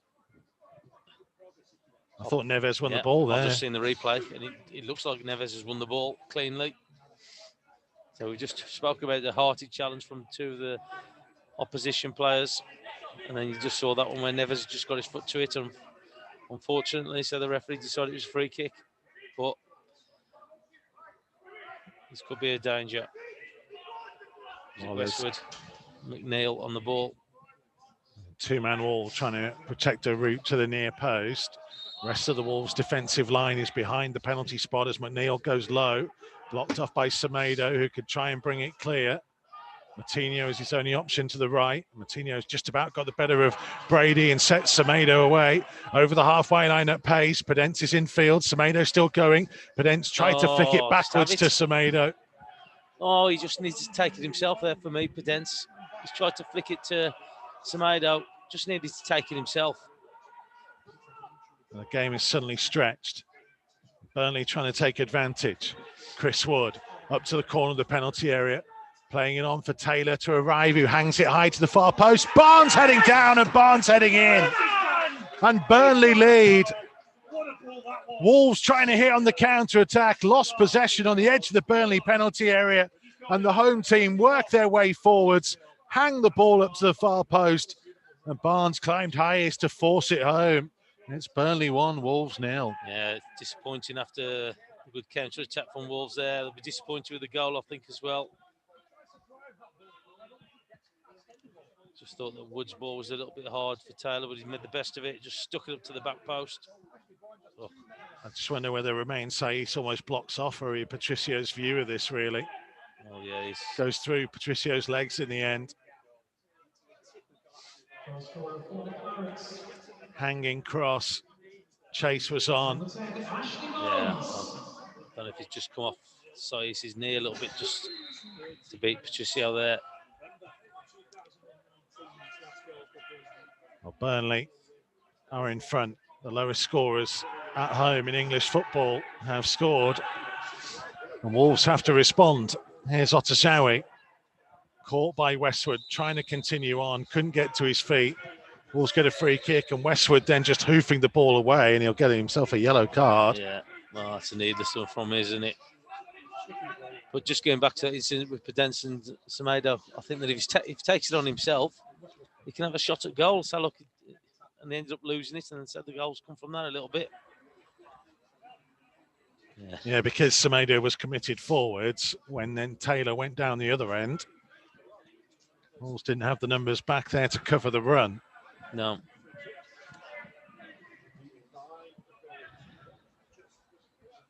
Put some great build-up play initially, and then say, look, it's just letting us down, isn't it? That top third a little bit. And there's been 2 or 3 chances that we've had. I think Neves might fancy this. His line is up that he's going to hit it. That's what, just short of 30 yards, maybe 25. And you've got the conditions as well. Pitch with the rain coming down. 3-man wall, just to the left of centre as you look towards goal. Nick Pope is covering his left-hand post. Here comes Ruben Neves to step up and strike it high over the wall and over the top of the crossbar too.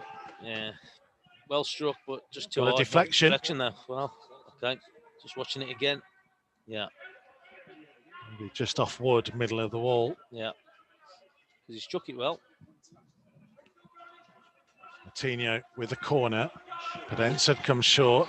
It's whipped to the edge of the box. Neves put it down on one touch, struck it goalwards. It wasn't far off at all. Just swerved away from the top right-hand corner with Nick Pope struggling to get across. Well, I thought, he's never going to get that. But when he's hit it, and I will just look at the replays a little bit further away than I thought, but he struck it well in the end. Yeah, Goalkeeper was worried. He was. I think he just probably pulled his hands away a little bit towards the end. But it's a decent strike from him. I'd say it's been an awful long time since Ruben Neves has been on the score sheet. Tell you what, we used to be so lucky to see the goals that he was scoring every other week, wasn't it? It seemed like it.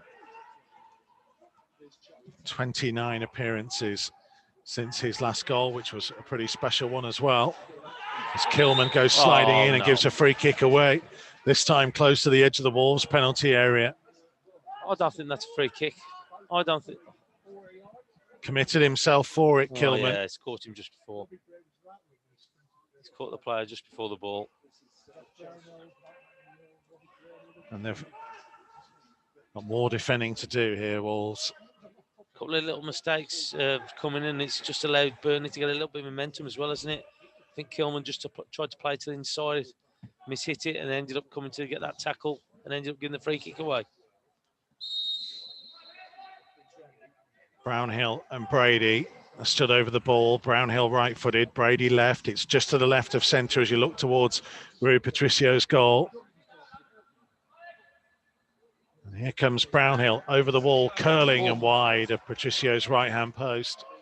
He thought it was close, Josh Brownhill. Yeah, he did. And I'll tell you what, Patricio didn't look like he was getting near it either, did he? So he struck it well, Brownhill.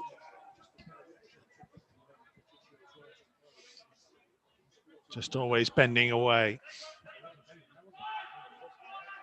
Goal kick taken short to Saiz, to Ait Nouri. Saw a bit of spray coming up off the ground, and that ball was laid along it. You can still see it almost marked out on the surface now. It'll be interesting if this rain continues. Here's Otazawi on halfway, loses possession to Taylor. It's just not quite stuck in the forward areas. No. Mado's challenge. It'll be a Wolves throw. Lee Mason thought about it, decided there was nothing in it. Fair challenge. No, it's not been a good 10-15 minutes, has it, for Wolves? So they started really promising. Just struggled to put Burnley on that back foot a little bit. Otazawi with a brave header forwards, and there's been a clash of heads, and immediately Lee Mason stopping the play to enable the physios to get on the field. And Wolves know all about the importance of getting medical attention to players in these kind of circumstances. Yeah, it was a brave header by Otazawi, wasn't it? So, because it wasn't his to win, really, was it? But he made sure it was. Just got that flick. Saw Raul Jimenez put out a video on his social media the other day, thanking everybody for their support and wishing everybody a Merry Christmas. Yeah, I haven't seen it. Does he look well? Looks like he's had a haircut. Has he? Oh, so I haven't seen it. Had it shaved off. Has he? Yeah. Oh, well. The Mexican sensation, who's actually the only man since Wolves returned to the Premier League to have scored a Premier League goal against Burnley. It's a great goal. Well, great goal here last year. Yeah, and it was. Late penalty. Yeah. In the home game. Yeah, it was a striker's goal, wasn't it? Last year, the one here. Well, there's not many strikers could have done that. That's what I'm saying. He was a striker's goal. So look at the way that he's just come to it. Oh yeah, but I think it's just a special talent. Yeah. Oh, he is, without doubt. To have been able to do that. Well, good news. Otasowi's up anyway. Tarkowski's up as well. So just another replay on our screens of the goal, and you can see Taylor making that run from deep. And if you're being really critical, the player who potentially should have tracked in was Daniel Podence, who just rather stopped and allowed Taylor to continue charging on. Well, Semedo was caught up the field, wasn't he, as you mentioned there? And that's the difficulty sometimes when you commit players forwards. It does leave potential gaps at the other end, and Burnley punished Wolves there. Both Otasowi and Tarkowski. Just a little fist bump between the two on the touchline. They'll come back on in a second. This possession goes back to Pope. We'll look to launch it forwards. Header on by Barnes. Saiss away. Westwood wide. Aït-Nouri there ahead of Brady. Aït-Nouri took a tumble. He's just, as Aït-Nouri's just come in, he's just given a little nudge, hasn't he? I don't think Aït-Nouri liked it. 43 minutes played, closing in on half-time. Wolves with some work to do, trailing by a goal to nil. Another throw for Burnley. Lowton, Westwood forwards. Brady had continued on. Moutinho got there in front of him and just had his foot taken away from him. And it will be a Wolves free kick inside their own penalty area. Yeah, good tracking back, wasn't it, from Moutinho there. So just got his foot to it, just got rid of the ball just before the challenge come in. But they have definitely, well, just before the goal, Burnley have started to come into a little bit more. Started to put a little bit more pressure on it. Be an interesting half-time period. The thoughts of Chris Iwelumo and Michael Kightly to come. Neves challenging on halfway. Otasowi trying to bring the ball down, getting away from Westwood and Brownhill. He did well to work it to Neto.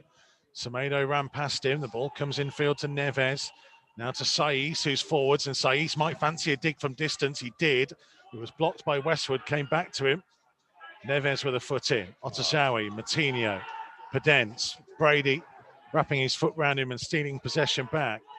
Early one up towards Barnes, who held off his man. Aït-Nouri, though, out muscling Brady this time. Yeah, he did well there, didn't he, Aït-Nouri, tracking back.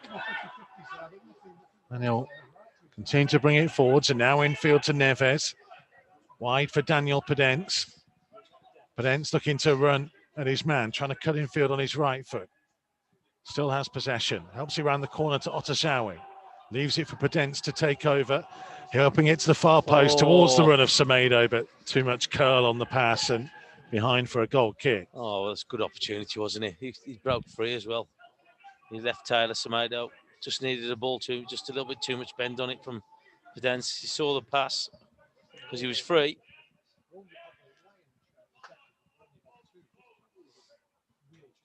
There's 2 minutes to be added on. 2 minutes at a time. Sponsored by GM Physics Furniture Limited. There you go. Confirmation. 2 minutes left to play.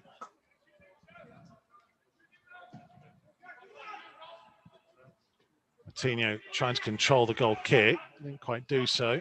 Brady back to Lowton. Puts his foot through it. Hangs it high and forwards. Away by Saiss. Brownhill nodding it down. Otasowi was tracking him. Otasowi winning possession back. Here's Moutinho. Well, Otasowi wasn't expecting it. He put a foot in and almost got clattered into by Westwood, but the free kick's gone Burnley's way. Yeah. He's booking him as well. Maybe an accumulation of challenges. I don't think there's much in it. Zowie. I don't think there's much in it.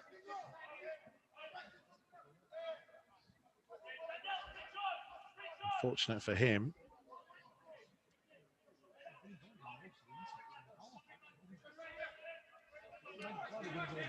The Wolves find themselves a goal down and trying to prevent Burnley from getting a second in the final minute of time being added on at the end of the first half.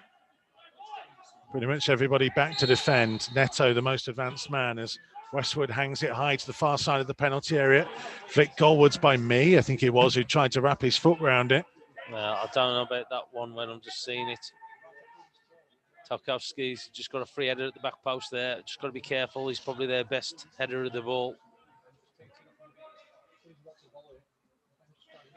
Me trying a little bit of something adventurous. Actually saw in the under-18s game on Friday night, Justin Hubner, a young Dutch defender, scored a late consolation, pretty much like that. Little cheeky back heel, looping into the far corner. Final action of the first half here at Turf Moor then. Wolves dominating possession, dominated the early chances, but when their chance came, Burnley took it and punished them. Yeah, so look, again, promising start from Wolves. Couple of little opportunities for them. Just hasn't worked out for them in that top third, though. Neto and Semedo down that right-hand side looked lively. But unfortunately for the goal, we just got caught out with Semedo high up the field. And Taylor being able to stick that bullet for Barnes to head it in at the back post. But probably quite an even first half. But I think Wolves will be disappointed that they haven't made more of the chances that they've had. Yeah, I mean, they've got into some decent positions, but we talked a lot beforehand about not having a primary striker. Yeah. Do you think that'll change early in the second half? No, I think the movement's been good. I think initially when we watched it in that first half, the first 10-15 minutes, I thought the movement was really good. Coming off the back line of Burnley caused them a few little problems. Movement down that right-hand side from Neto's caused them problems. But I just think that we haven't utilised it enough for me. I think that we've got to try and get Nathan Uri down this left-hand side a little bit more with Pedence, just to give us a little bit more of a balance on the flanks rather than just concentrating just on that right-hand side. But look, so the movement's been decent early on, but just need to be a little bit more clinical, I think, in that top bit. Okay, more from Andy Thompson to come. We'll also hear from Chris Iwelumo and Michael Kightly as well on Wolves TV Matchday Live Extra. At the break at Turf Moor, it's Burnley 1, Wolves 0.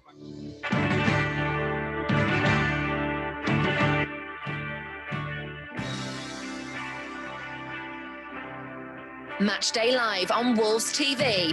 Listen for free online at wolves.co.uk or on the move anywhere in the world via the Wolves app.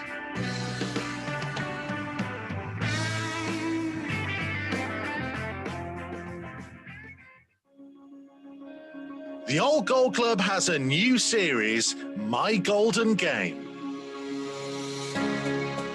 Speaking to former and current players, coaches, managers and fans of the matches that meant the most to them. It's a club who I have in my heart, and I always keep following it. I'd been back to Molyneux on a few occasions, and I never got a good reception, and that hurt me a little bit. Not that I thought I deserved better, but maybe because of those two games against West Brom, where I scored 4 goals in 2 appearances.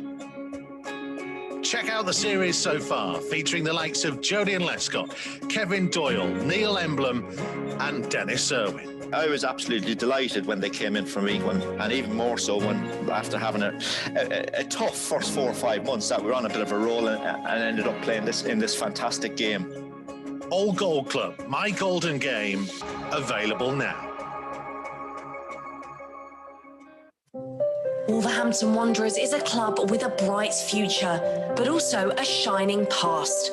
See the history of the club we love, from humble beginnings to the present day, in the Wolves Museum, featuring unique artefacts from our illustrious past and interactive exhibits for kids big and small. The Wolves Museum, open Fridays, Saturdays and Sundays from 10 a.m. Book online at wolves.co.uk or visit the ticket office.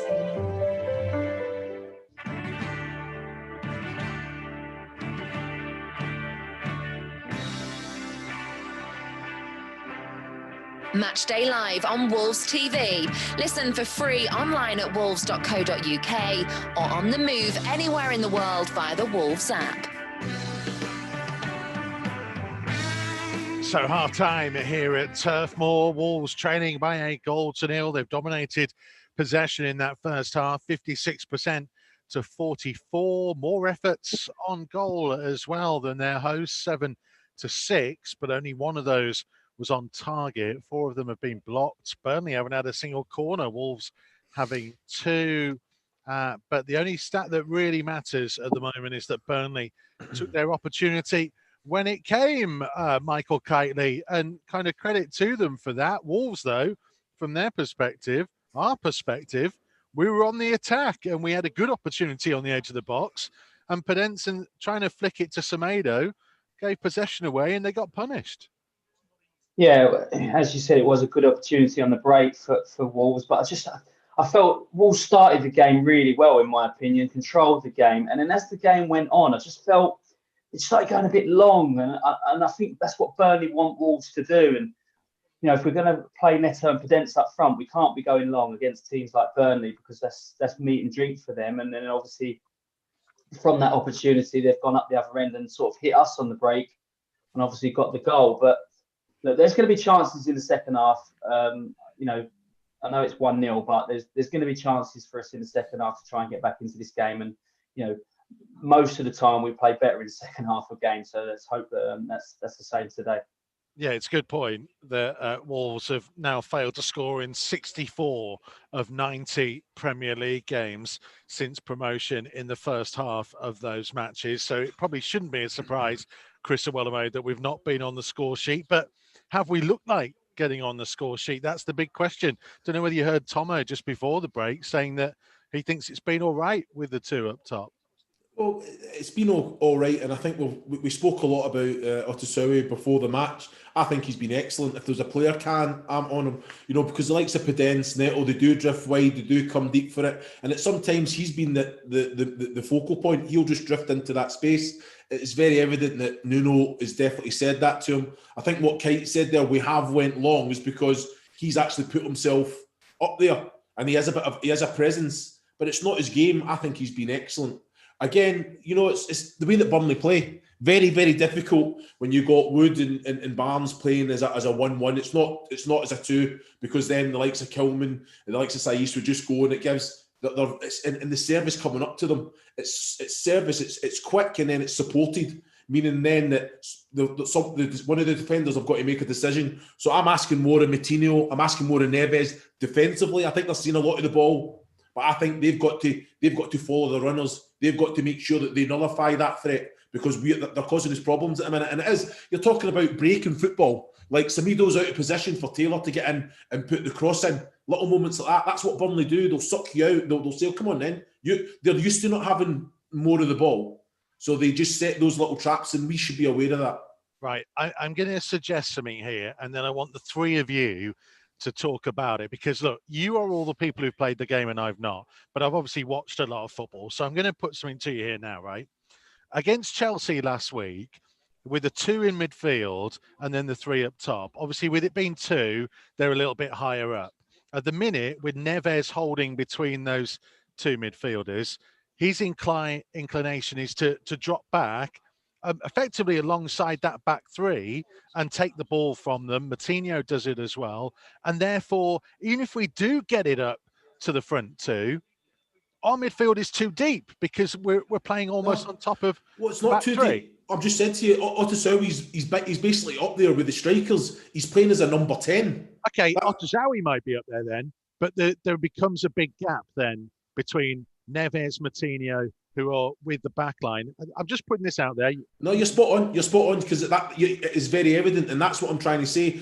If the likes of Neves, and more often than not, it should be Neves coming to get it and dropping and taking it off the centre backs, but he doesn't have to, because the likes of Kilman, Saiss, even Cody can do all that from that position. So if anything, they should actually be more advanced. So Otsawi's going really, really far up, really in behind Neto and Podence. That then Moutinho's in between half and half, as you would, but Neves doesn't need to be getting the ball there. If anything, he's allowing Burnley to then press at a higher stage. If he finds little pockets, which he did against Chelsea, because they were on the front foot, in those tight areas, he was outstanding. I'm expecting that, but in the middle third of the pitch, rather than the defensive third. You're spot on, Mikey. But Connor Cody, Kilman, Saiss should be saying to him, "What, we can do that. We can get the ball there and do those little passes that you're doing." And even Connor Cody has got the range of passing to do more. So stay out of there. Let's play the. Sorry, Michael. Mikey, for me, that's the big problem, because we're going long as well. So Neves is dropping in to try and get on the ball, and if we miss him out and go long, he's then so far away from the forwards that there is a big gap there. And I want to see us play in between the lines, because that's where we're going to hurt Burnley. Get Neves on the ball, get him to play in between the lines, to get Podence in that little pocket and Neto in that little pocket, so we can drive forward. And I think Burnley have done well at that, of trying to make Wolves go long. And we've sort of got sucked into that as the games wore on. I thought, we're going a bit long here. This is not what we need. So for me, we have to pass through the lines. And that's why we're so far away from the forwards, because we're going a little bit long, in my opinion. Kites, you've played wing back, you've played wing as a winger. So I think when we do go long, it's those passes, it's out to the wide men. And I don't think like Burnley, like McNeil and Brady, they're very evident. It's 4-4-2. That's the position they're in. They don't really kind of get sucked out of position, and it doesn't allow us to free Aït-Nouri. It doesn't allow us to free Semedo. So what should they do as a winger? They've then got to come into little pockets, and it's got to be those cutting passes and receiving it, because you're not going to get it wide, are you? But they've got to affect the match more as a winger. But you know that position inside out. Well, that's where I think Wolves can hurt Burnley, is in those little pockets, and we just need to find it and take the chance of they're risky balls sometimes, but we've got the players to do it. And as you said, Burnley's 4-4-2. They're so hard to play against, but we need to find a way. And we've struggled over the years, especially at Turf Moor, to find a way of breaking them down. But we need to do that better in the second half, in my opinion. Yeah, just on the 2 points what I've seen there as well, just touching on with the Neves, too deep for me. So like Connor Cody needs to tell him to get away from him, and at least another 10, 15 yards of advance. But also as well, I've watched Neto and I've watched Podence down on the flanks here, and he's looking up to pass the ball in there, and we've still got Moutinho and Neves still just in front of our back line. Yeah. One of them's got to go up. One of them's got to push up, even if it's another 10, 15 yards, to even play him a square ball where he's shooting, or just to get into the box. Have a gamble, because like you're looking at it, we haven't got no real height up there apart from Otasowie. So we've got to get some kind of movement, or somebody coming from deep, just to actually get into the box. And Neves and Moutinho are just saying too deep for me. So look, at the end of the day, if it comes out, our back lads can get that. But we need people advanced up there. We need a bit more up there just to get Burnley moving, if anything. If it comes from deep. Because they're so deep, I've got a feeling like the centre-backs have said, look, you've got to protect us here. Yeah. You've got to stop that ball coming in for Ashley Barnes, who's always going to be playing as that number 10. Obviously, Big Woody, he stretches the pitch. But Ashley Barnes he's been a thorn in our side. He's unplayable because the service coming up. So as a defender, you would naturally say, look, protect, stop that ball, try and get in front. And maybe that's just stopping the likes of Neves and Moutinho doing what they would usually do. But we've got to be brave enough. Yeah. The defender's got to say, I'm going to deal with this. I'm going to just make sure he's not going to and allow the likes of Moutinho and Neves to do what they would usually do for us. But that's okay with them. When Burnley got the ball, I understand that and dropping back. But when we've got the ball, we've got to be pushing on to them. We've got to go more advanced to hurt them. Yeah. I understand when they've got the ball that we try and protect our back line. But we've got to try and get further on at the field for me. Yeah. So like Moutinho or Neves, or just take it in turns just to help out a little bit. Okay, boys, Burnley are heading back out for the second half. Wolves will join them very shortly. Really interesting discussion during that half-time period. We wait to see with interest what Wolves are going to do in this second half. More from Iwelumo and Michael Kightly to come.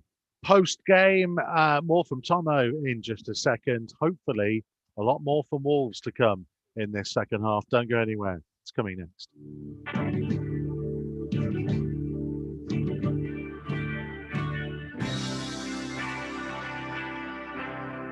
Matchday Live on Wolves TV.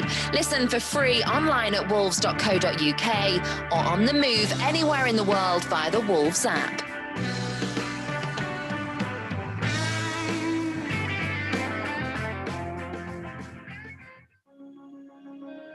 The Old Goal Club has a new series, My Golden Game.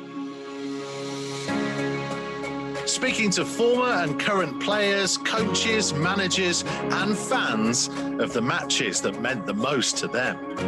It's a club who I have in my heart, and I always keep following it. I'd been back to Molyneux on a few occasions, and I never got a good reception, and that hurt me a little bit. Not that I thought I deserved better, but maybe because of those two games against West Brom, where I scored 4 goals in 2 appearances.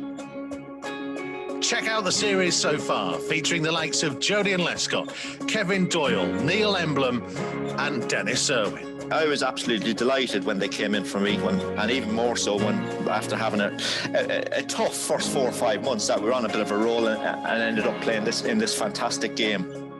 Old Goal Club, My Golden Game, available now.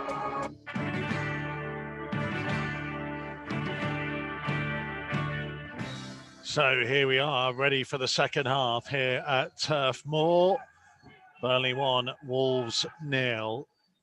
Just an interesting moment there as Nuno went and had a word. Weirdly, Mason walked right up to him in the centre circle before play got back underway.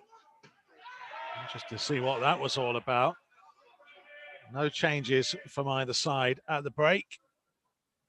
Wolves now playing from left to right as we look at it, attacking the end where the away supporters would normally be.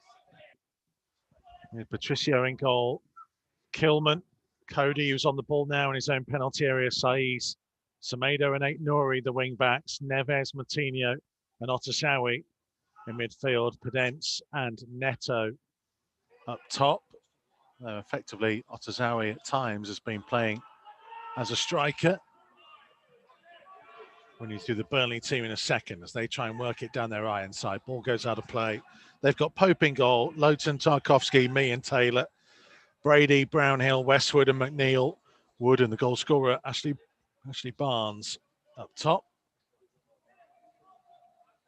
And Wolves trying to get a hold of the ball here. Saiz clearing forwards. Neto couldn't win it on the edge of the centre circle. Ben Mee to Taylor on the left-hand side. Over halfway. Closed down by Moutinho to McNeil. Backwards to Ben Mee. Now Dwight McNeil again. Infield to Westwood. Trying to lift it early. Brady had made a run in field. It's dropped down towards Barnes, who helps it out to the right-hand side to Lowton. Sends him wider than he wanted to be. Right out by the right-hand corner flag for Burnley. Low cross in, and Saiz and Patricio got in each other's way. And they've ended up conceding a corner when they didn't need to there. No, so like a misunderstanding, wasn't it, clearly? Because there's no Burnley player next to them. So like, and I think that he's already committed into putting the clearance in, I think, Saiz. And Patricio's just caught for the ball.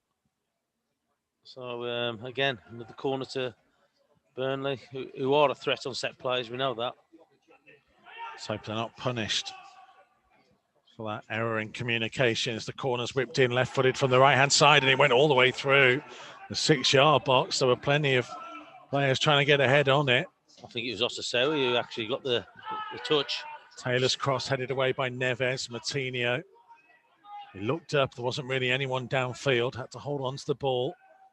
Aït-Nouri's popped up in the right wing-back position. Back to Cody. Now for Saiz. To Neves. Semedo was out on the left wing back. He'll now try and switch across. As the ball went forwards, but straight to Ben Mee. An easy collect for the Burnley defender. Well, there's that quality what we're talking about up to the front man. It's 2 miles too high for Neto. Lowton's gone racing on the overlap. Brady will cross from deep himself. Cody nodding it down. Martinho just helps it forwards. Neto trying to chest it down to Otashawi, but it was easily intercepted by Brownhill. McNeil has just kept it in on the left-hand touchline. Going towards dangerous position to cross, and again a miscommunication from Patricio and Cody this time. Cody heading the ball away. Well, I think probably a late call on him there, because I say I think he's already gone to committing to heading the ball, Connor Cody. Kilman, having got an awful pass back by Neto on his weaker right foot, forced to just kick it out of play for a Burnley throw. The Wolves have not started the second half brightly at all in this opening 3 minutes of it. It's been a bit sloppy, hasn't it? So like just the control, the passing, been sloppy from them.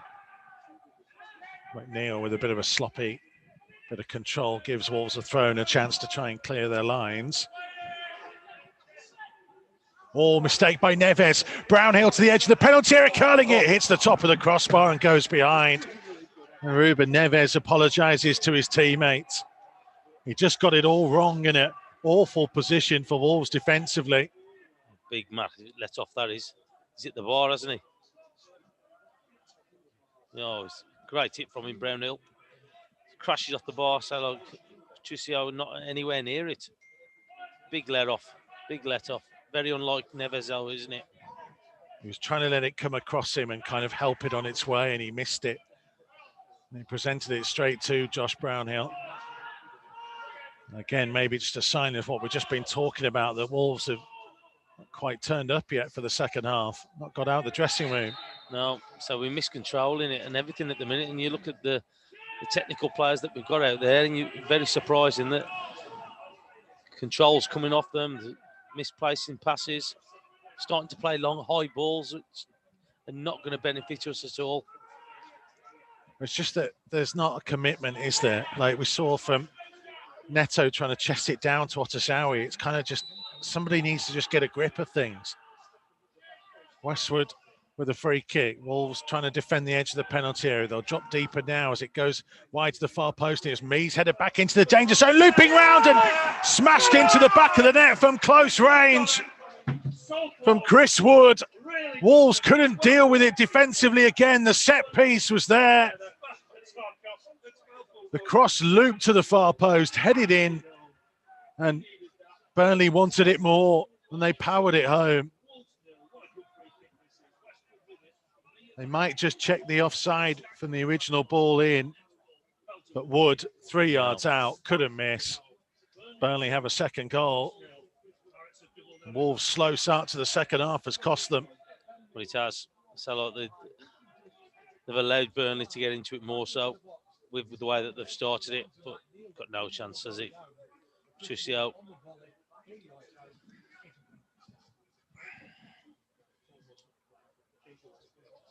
No, they need to get themselves going. I say they are going to check this on an offside for the initial ball in. We are getting a VAR check. I don't think so. Well, Chris Wood is definitely not offside. No. In the 6-yard box. Now I think they might just check. Now it comes off Aït-Nouri's face, I think. Yeah. Before it drops to him. It's all okay. Wolves are not saved by the video officials. There's Otashawi. Martinho to the left-hand side to Aït-Nouri. So Burnley have doubled their tally for home goals tonight. There's Kilman. Kilman just with a rather aimless pass all the way through. I wonder how long it'll be before Nuno rings the changes here. I think it'll be not long. I think not long. They need something. Because the way that Burnley are playing, and they've got the bit between the teeth now as well. Well, they have something to protect, and there's Taylor trying to cross from deep, headed away by Neves. Semedo brings it down, allowed to turn and play it wide to Neto over the halfway line. Neto cutting back in field. There's only 3 teams who haven't scored at least 3 goals in a game this season. We're watching 2 of them. The other is Sheffield United. So if Wolves are to win this game, they have to score 3 for the first time this campaign. There's Neves, wide to Semedo. Trying to run at Taylor into the penalty area. Taylor with a foot 2 in it, came back off Semedo and behind for a goal kick. There needs to be more movement up front for me. So they started off in that first half promising, but it's difficult now just to actually get somebody. Otasow is still trying to break and advance from that midfield area up front. Got to try and get Podence into the game and Neto. So like they haven't really been into the game. I think there's going to be a change. Just looking at the screen here. Fabio Silva being called back. Maybe Adama Traore too. Yeah, I think they've both been called back. Wolves trailing by 2-0. 54 minutes played. Westwood being to it in the air by Otasow, but it'll be a Burnley throw on halfway. You just know things aren't going right when just little ricochets just don't go off. You just saw there Semedo just trying to cross the ball, ricocheting off his shin. You're just seeing Otasow there just going for a header, and he headed from Burnley, and then he's just come back off his head. And I know you've got to try and make your own look.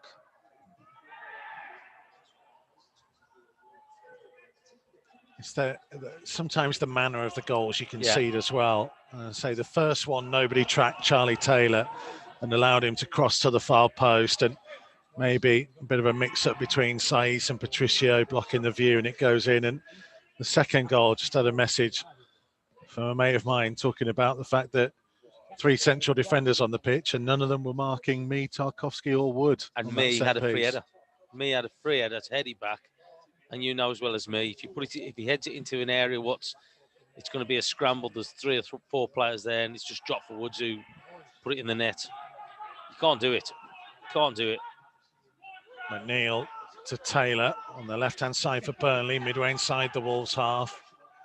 To Dwight McNeil, who continued his run, blocked off by Semedo. Back to Neves. Looking downfield, not really an option. But that's what I'm talking about there. We've got to go back. We can't go forward, and there's got to be an option going forward. You've just done brilliant to win the ball back off Burnley from a set play from a throw-in. And then all of a sudden you're looking back, and Burnley are just getting into their formation, making it difficult for Wolves now, just chasing it down. Martinho just trying to hook it to the halfway line. Otasow challenging. Lowton tried to get there, foot in by Aït-Nouri. Coutinho infield to Neves, to Daniel Podence, trying to turn. Semedo racing forwards. McNeil tried to foul Podence and came off worse for wear. Podence up to the penalty area on his right foot, trying to pull it back here to Neto. Neto to Neves for Podence, right-hand side of the box. Daniel Podence again, trying to get to the byline now, twisting and turning. 3 Burnley players around him. It comes back to Neves. Couple of touches, tries to lift it forwards, deflects, and he'll go behind for a Wolves corner. But he couldn't. That ball rolled back to Neves, though. We've only got Otasow, the only one in the penalty area. And that's the thing, what we said about earlier on, well, at the half-time, got to get bodies in there. Got to get runners from deep just to get some bodies in there, just to put some challenge in. McNeil is going to need some treatment. I say, hurt himself trying to foul Daniel Podence. In the meantime, Wolves have a corner. They also have 2 players stripped and ready on the far touchline. Yeah. Might not make the changes just yet. It's Fabio Silva and Traore, isn't it? Are the 2 that are going to come on. Dwight McNeil doesn't want any treatment, but the physios had come on and he will have to go off. So Burnley temporarily down to 10. Wolves have 4 players pretty much beyond the far post, at least 3 now as Saiss moves into the 6-yard box behind the goalkeeper. Martinho with a corner, right footed from the right-hand side, short to Neto. Neto on his left foot will try and cross it to the far post. It was behind everybody. Otasow is chasing it out to the left-hand touchline and keeps it in. He's all on his own for the time being. Bit of support arriving from Neves. Backwards it goes, though, to Aït-Nouri. Cross to Semedo. Now to Daniel Podence on the right-hand side. Saiss is still forwards. Cross goes deep to the far post. Otasow was closing in, but Nick Pope plucked it out of the air. Yeah. It's just hung up a little bit too high, wasn't it? Pope was always going to be favourite for the ball. Here comes Lowton, driving forwards at speed down the Burnley right to Brady. Just being held up by Neves. 58 minutes played at Turf Moor. Burnley 2, Wolves 0. Pope in possession midway inside the Burnley half, waiting to just launch it forwards towards Wood. One in the air by Kilman. Martinho finding Semedo. Infield here to João Martinho. Low across the centre circle for Ruben Neves. Balls to Neto. He's got support out wide from Aït-Nouri. Back to Ruben Neves. Now Martinho. Out to the right-hand side to Semedo. Podence in field. Trying to hold off his man. Martinho. Oh, and he tried to thread it through for Semedo, who made a run in field rather than going out wide. Yeah, Aït-Nouri's coming off, so I'll probably go back to the back four, I think. I think Tazawi might be the other man coming off. Yeah. So Traore on for Aït-Nouri. So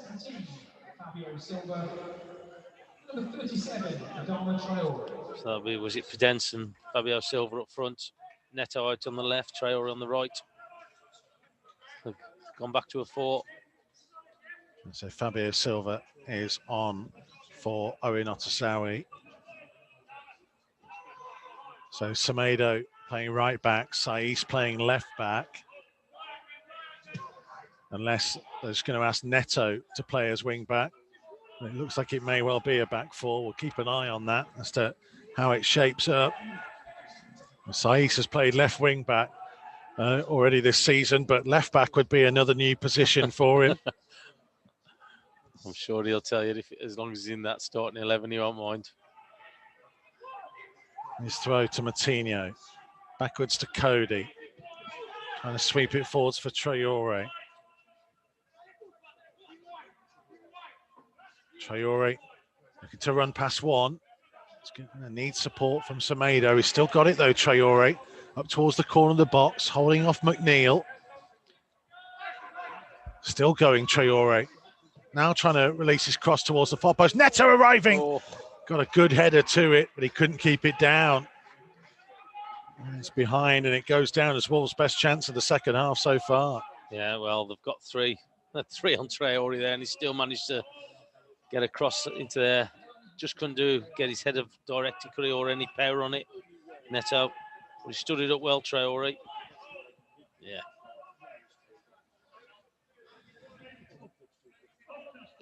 Yeah, it does look like we're going to back forward, doesn't it? Yeah, Traore and Neto. Neves and Martinho protecting them, and then 4 along the front. Neto wide left, Traore wide right.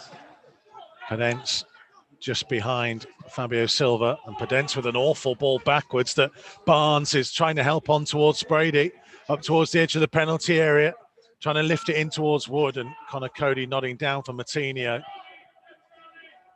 Here is Daniel Podence going the right way this time.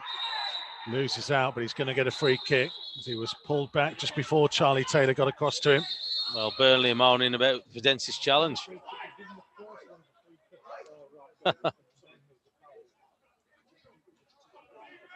Wolves trying to take the free kick quickly, Burnley, and Lee Mason not having any of that. Yeah, well, I'd say Burnley was screaming for the free kick to them.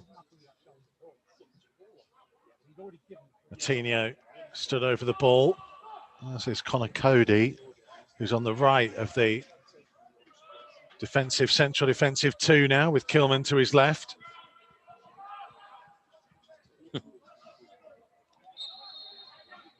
That's what we want to see, a little bit more fire like that from Podence there. That's what we want to see in the team now. We're going to have to do that to get themselves back into this game. Saiss for Neto. Backwards into his own half to Kilman. Wolves need some inspiration here. Semedo down the line for Traore. Facing his own goal though, being forced back into his own half, turns. Trying to hold off McNeil. And finding Martinho. Wide for Semedo. Traore was caught late. They'll pull it back for the foul. It's not always pretty with Adama Traore, but I mean, I'm not sure he always entirely knows what he's going to do, so no chance for the opposition.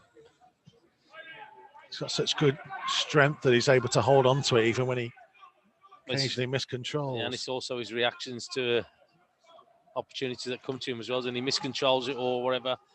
And as you touched on there, his strength gets him out of it, but also as well, his pace gets him out of it as well, because he's that quick to make onto his mistakes. Yeah, he's very quick thinking, isn't he? As well as his quick sprinting.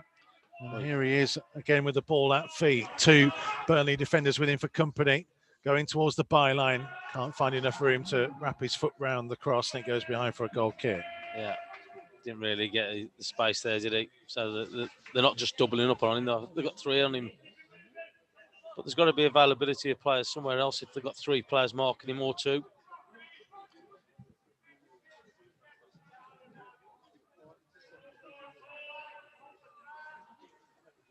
Wolves 2 down on the final game before Christmas. This year, their away form has been win-lose, win-lose. As far as that little tally was concerned, it should have been a win tonight, but they find themselves 2 goals down. As Westwood plays it up early towards Chris Wood, into the penalty area, back onto his left foot. Patricio saves with his left leg. Lowton, Saïd's trying to get a foot in, and he's given away a free kick. And again, it's in a position where Burnley can lift it into the penalty area. Yeah, great save for Patricio again. But it's just coming from Wolves' errors here. So again, he just got caught out. Good save. Good save from Patricio. He's made a couple of good stops tonight, Rui Patricio. He has. Well, that first off Barnes as well, didn't we? With his feet again. That was his left foot that time. But it's one thing you don't want to give away, his free kicks. They'll be launched towards the far post again where Tarkowski was waiting. And Tarkowski penalised for a little nudge on Adama Traore, who was the man marking him.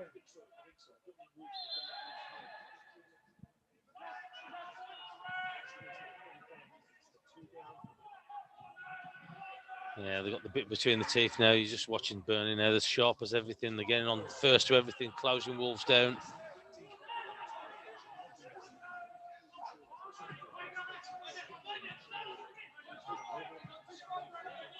Here's Semedo. Moutinho finding Neves, just to the right of the centre circle. Low to the feet of Daniel Podence.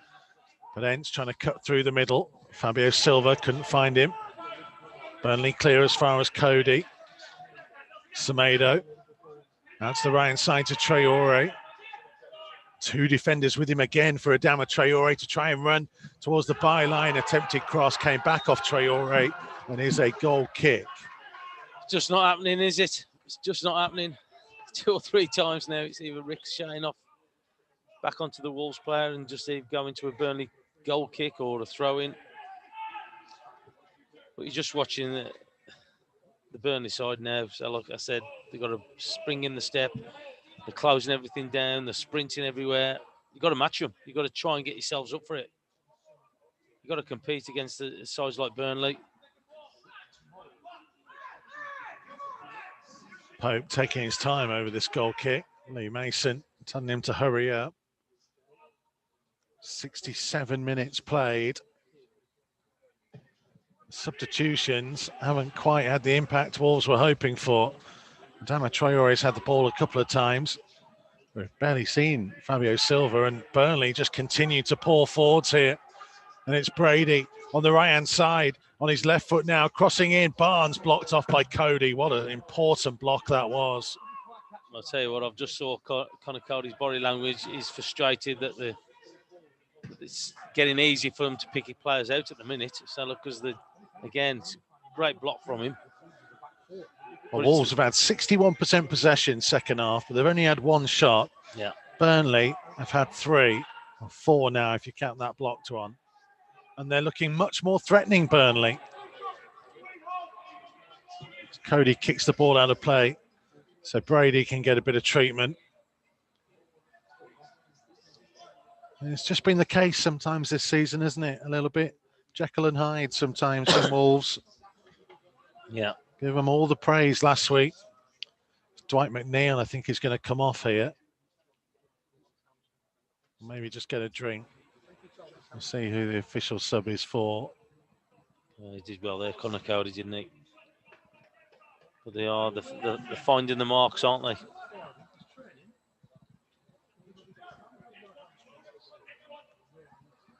Brady on his feet. He might be one of them coming off, I think. Yeah, he is coming off. Yeah, it's a hamstring, I think. Eric Peters comes on for Robbie Brady. He's more of a left back, isn't he? But he'll probably just sit in front of Charlie Taylor. So a little bit more defensive down there. The Burnley left, our right, against Traore.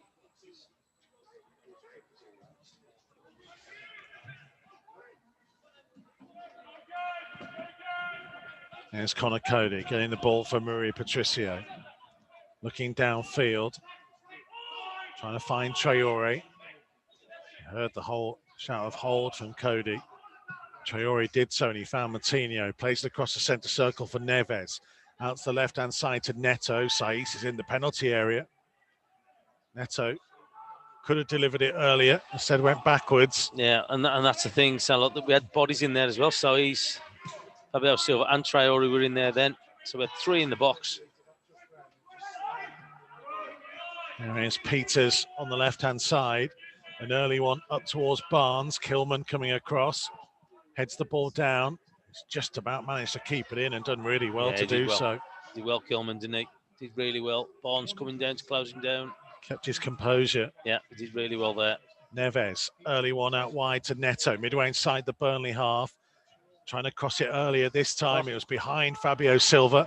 And Taylor with Podence closing in. Just hooks it away for a Wolves throw. That's where Podence is going to have a gamble for me.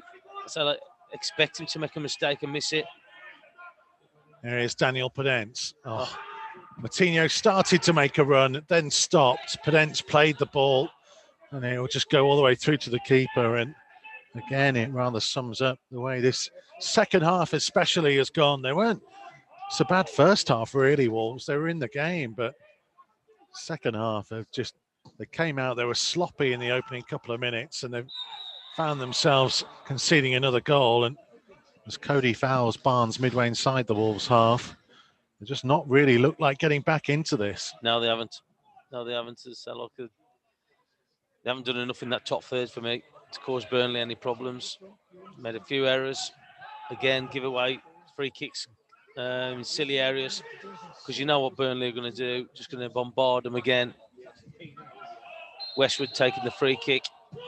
Westwood launching it to the far side of the penalty area, and again it was headed across towards the near post this time. Patricio let it go behind for a goal kick. Yeah, he did well there, I think. Traore just put him off, Tarkowski. They played it short again. Cody to Semedo, and Semedo fell on top of the ball, having just been clipped by Eric Peters. Got away with it there, trying to play out from deep again.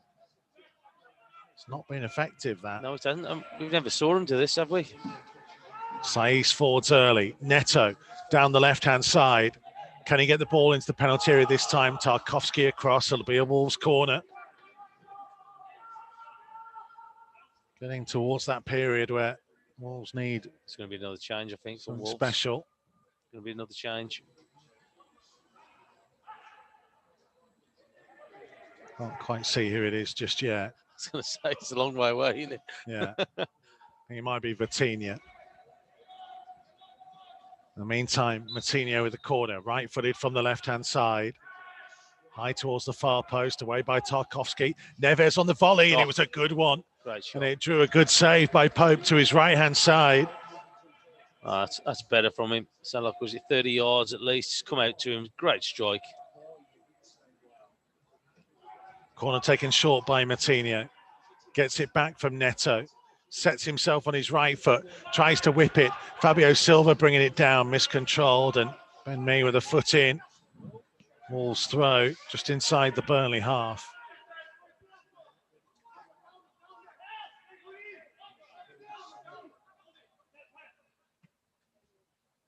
Matinho. Maybe Matinho, maybe Neves. Well, they've got to do something. They've got to try and get themselves back into this game. There's still enough time, but the longer it goes on and the more comfortable Burnley look as well, that's the problem. There's Neves, wide to the right hand side to Traore. Backwards for Ruben Neves. Infield to João Matinho. Switch to the left back of Romain Saiz. Further wide for Neto. Infield again to Saiz. Still midway inside the Burnley half. To Podence. Back to Saiz. Burnley with plenty of claret and blue shirts behind the ball. As it comes to Cody on halfway. Little short pass to Neves. Traore back to Neves. Now to Cody. Also, a lot of the ball, they're not getting any closer to the Burnley goal, and they won't do so now because McNeil intercepts Kilman's pass.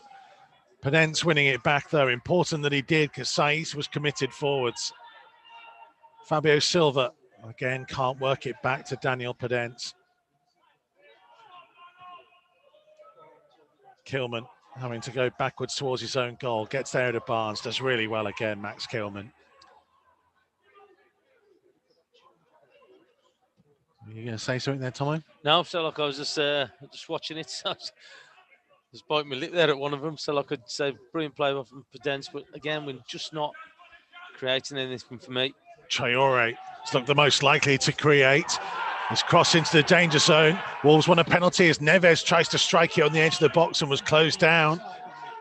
Well, they're arguing with the referee. Go to VAR. So he's just told him to hold on there. We'll just pause it here. I think he was off his shoulder. Let's have a look. Cross coming in. Yeah, high up on the arm. Yeah, I thought it was his shoulder when I initially saw it. And the change will be made. Neves. Ruben Neves replaced. He's come off the pitch on this near side. Vitinha is on. Last change the Wolves can make as they try and find a way back into this over the last 15 minutes to try and rescue something. Well, we need somebody just to get the game by the scruff of the neck a little bit, don't we? Matinho with the ball forwards for Semedo. That's two straight. Easy pickings for Nick Pope. There's Taylor from a short throw. Cody in front of Wood. Peters will be a Wolves throw. Well, he's hurt himself. Connor Cody. He's a brave battler. Yeah, just the back of his Achilles, I think. He's feeling. Traore infield to Kilman. A couple of yards short of the centre circle. To the left-hand side to Saiz. Trying to play it early up towards the run of Podence. Putting pressure on Tarkowski, who just hoofs it onto the roof of the stand on the far side. Yeah, he's an arm messing centre off, is he? If in doubt, it's going. There's Fabio Silva. There'll be another Wolves throw. Deeper. Foul throw by Pedro Neto. He's still hobbling Connor Cody. Well, Willy Bolly struggling towards the end of the last game. He just caught the back of his heel, I think. Also had such fortune, perhaps over the last couple of years with injuries. Incredible hard work by the fitness and medical team to get everybody out on the pitch game after game. And the physical demands of last season, the short break coming into this campaign. Comes into it. And the soft tissue injuries, what they've picked up, hamstrings, thighs. I say you got the cruise ship that happened as well with Johnny. The relentless nature of Premier League football. And Burnley are coming forwards again through Dwight McNeil down their right-hand side, back onto his left foot, whips his cross to the far post. Cody calmly nods it down for Matinho, who helps it wide to Semedo, and Wolves can get it clear. Yeah, did well there, didn't he? Connor Cody's just put himself in a position that he could deal with it. Vitinha has found Neto. Back in field to Vitinha, midway inside the Burnley half, just to the left of centre to Matinho, to Traore, 10 yards to his right-hand side. Wide out to Semedo. Semedo will look back in field to Adama Traore. Fabio Silva was pointing where he wanted it. Traore leaves it for Podence, back to Moutinho. Now swept out to Saiz on the left-hand side, one touch. Now delivers his cross in. Fabio Silva climbed, couldn't quite reach it. Comes through to Podence, right-hand side of the box. Podence trying to squeeze his way through and then smashes it over the top, but it did take a deflection. And it will be a Wolves corner. Oh, it's a great little bit of skill from him, isn't it? So, look, and that's what you want to see from your players at the top end of the pitch. Flick just in between the two defenders on the drop volley. Left foot, just took that deflection. Corner's taken short. Podence didn't get it right when he tried to scoop it backwards to Traore. Semedo, Traore. Neto out wide on the right-hand side, cutting infield on his left foot. Now leaves it for Vitinha, just out of the centre circle, to his right-hand side to Moutinho. Moutinho out to Traore on the right. Back to João Moutinho. Could have crossed it first time, instead pulls it back to Kilman, who joins the attack. Now to Neto. Wide to Saiz. Burnley with so many players back behind the ball, working hard to close down. Well, they've got something to defend, haven't they? Got like the 10 players behind the ball. There's only Barnes that's a little bit more advanced. Wolves throw. Fabio Silva getting the better of his man on the turn. Trying to hold on to possession, going backwards though. Comes to Moutinho. Now to Semedo. Out to the right-hand side to Traore. Traore up against Taylor, and Peters there as well. He tries to cross, it hits Taylor. Comes back to Adama Traore, 10 yards from the right-hand corner flag. Plays it off a Burnley man for a Wolves throw. Yeah, they're just nullifying with the two, aren't they? They brought Peters on to do that very job in front of Taylor and help him protect him.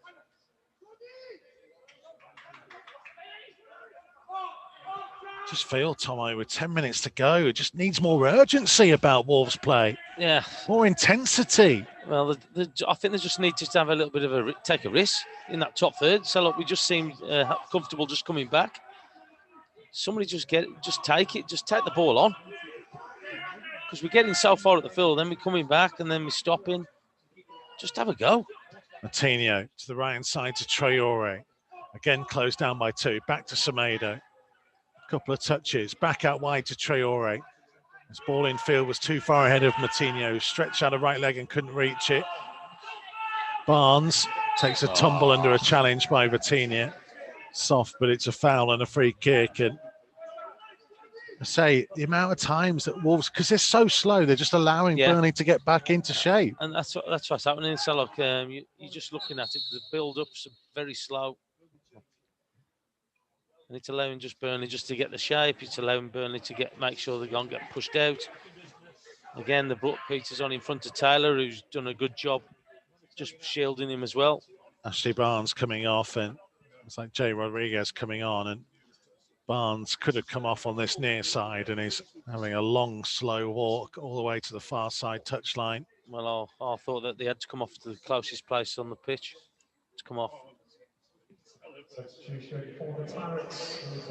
Barnes' goal got the opener. Former Baggies man in Jay Rodriguez comes on.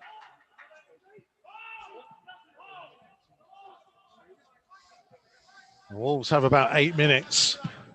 And they need a miracle. Well, they need a change of what they're doing at the minute. So that's the thing. We've got to have a surgeons from somewhere.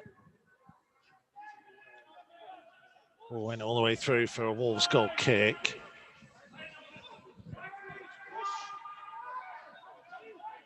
Will be launched forwards by Patricio. Header won by Peters. Cody intercepting.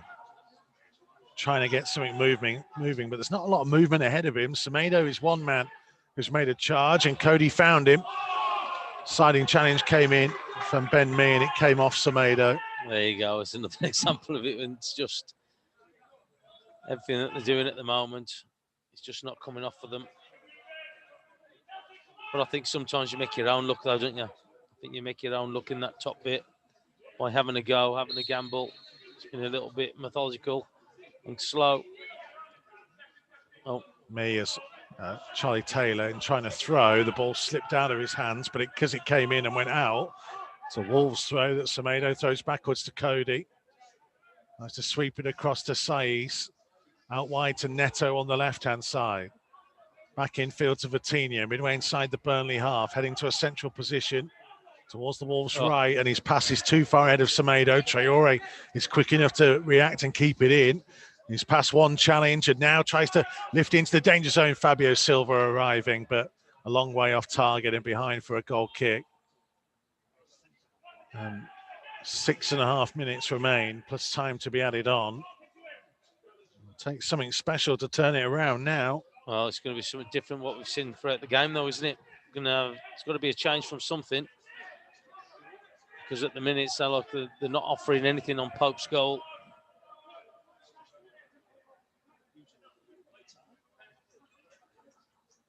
Yeah, it's been a highly frustrating second half, this. And it's very unlike us, isn't it? So, like, usually they say we have opportunities and chances, but it just hasn't been tonight for whatever reason. About 72% of the ball in the second half, Wolves, and they've only had one shot on target for it. Here's Neto, 64% possession in the whole game. And remember, I read out that stat in the first half. Only once in 11 times have Wolves won when they've had more than 60% of the ball. There's clearly something there. Well, when teams sit in against them and allow them to have it, Wolves have struggled to break them down. We'll ask Andy Thompson, Chris Iwelumo and Michael Kightly for their thoughts why post-game. Daniel Podence trying to cut infield on his right foot. 20 yards from goal, pulling it infield to Semedo, edge of the area. Semedo hit it into the midriff of Brownhill. Ball comes out to Traore. Now Vitinha. Back to Connor Cody. Again, it just needs more urgency. Well, you're looking at Burnley and the way they're closing the ball. All they're doing is basically turning the body because it's been quite slow build-up. It's not really caused them a problem at all. Saiz blocked off out wide. They haven't even had to run Burnley. There are 5 minutes to go, and we're just knocking it along the back line, and we're 2-0 down. For all Burnley are doing is just letting them do it. So because of the way that they've set up already in the formation that they're in, they don't have to run because all they're doing is just letting them go across, let it go across. He's going out to one side, then coming back again. You need somebody who's just going to do something within the game. Well, Dwight McNeil is down again, needing a little bit of treatment. Wolves set up for the free kick out wide. Saiz, Cody, Kilman and Fabio Silva are the four in the penalty area. Traore and Vitinha on the edge of the box. Podence has come over to have a little bit of a drink. Two men stood over the ball, and again, you're in this situation where Tomo with Burnley getting everybody back. They've got three players outside the penalty area here, Wolves. Surely at least one of them's got to go, well, I'm just going to get in there. Yeah. Well, we've got 6 players outside the penalty area. 6 players. We've got 2 on the ball. We've got Podence just outside of it. We've got Traore, Vitinha and Semedo. We've got 6 players. 2 of them could go into the box, at least. Dwight McNeil's gone off. I don't know what's wrong with Podence. He's gone down to his knees for some reason. Josh Benson on for Dwight McNeil. Meantime, the free kick is taken short. Podence on the edge of the area, back to Matinho, trying to lift it in. Fabio Silva back to goal, holding on to possession. He goes down. That's a Wolves penalty. And a lifeline here, potentially.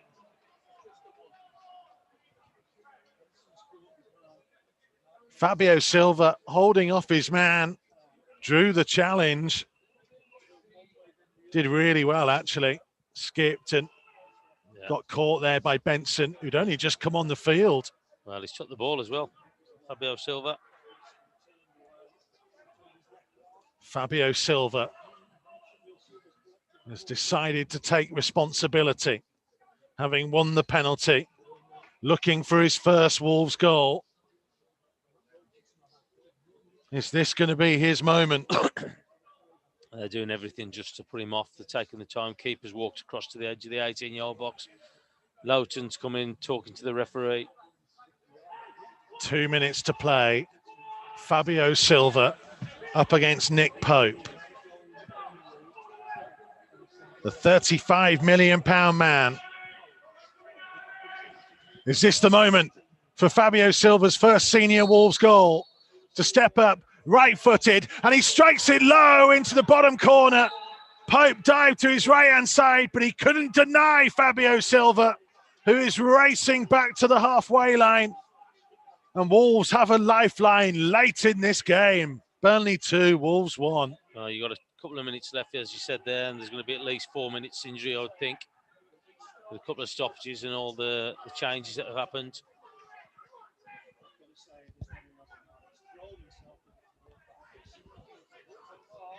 Well, it's a moment that he will never forget. Wolves are fuming that Burnley have taken so long to take the kick off. Well, they've done that on numerous occasions, haven't they? The goalkeeper, Tarkovsky, they've had the ball. Westwood got booked for kicking the ball away. Ball goes all the way through, a long pass that Jay Rodriguez couldn't get. Wolves goal kick. We are into the final minute of the 90. Yeah, can they get themselves back into it? Can they get anything at this game? All eyes will be on that fourth official's board. Semedo flicking on the kick from Patricio. Fouling. Fabio Silva may be penalised.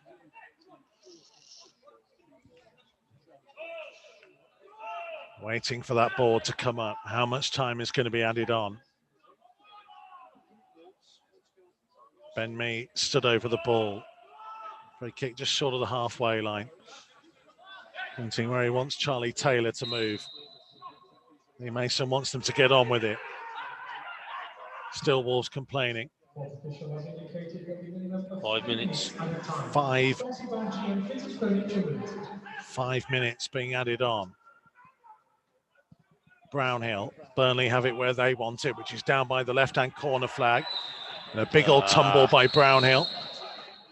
And Martinho going in there, and a couple of shoves and everything being calmed down as Connor Cody steps in with Chris Wood and just says, come on, everyone. But again, it eats up more time. Well, I think he's just got a 9.7 for that dive with his arms the way he had them when he's gone down. Brownhill.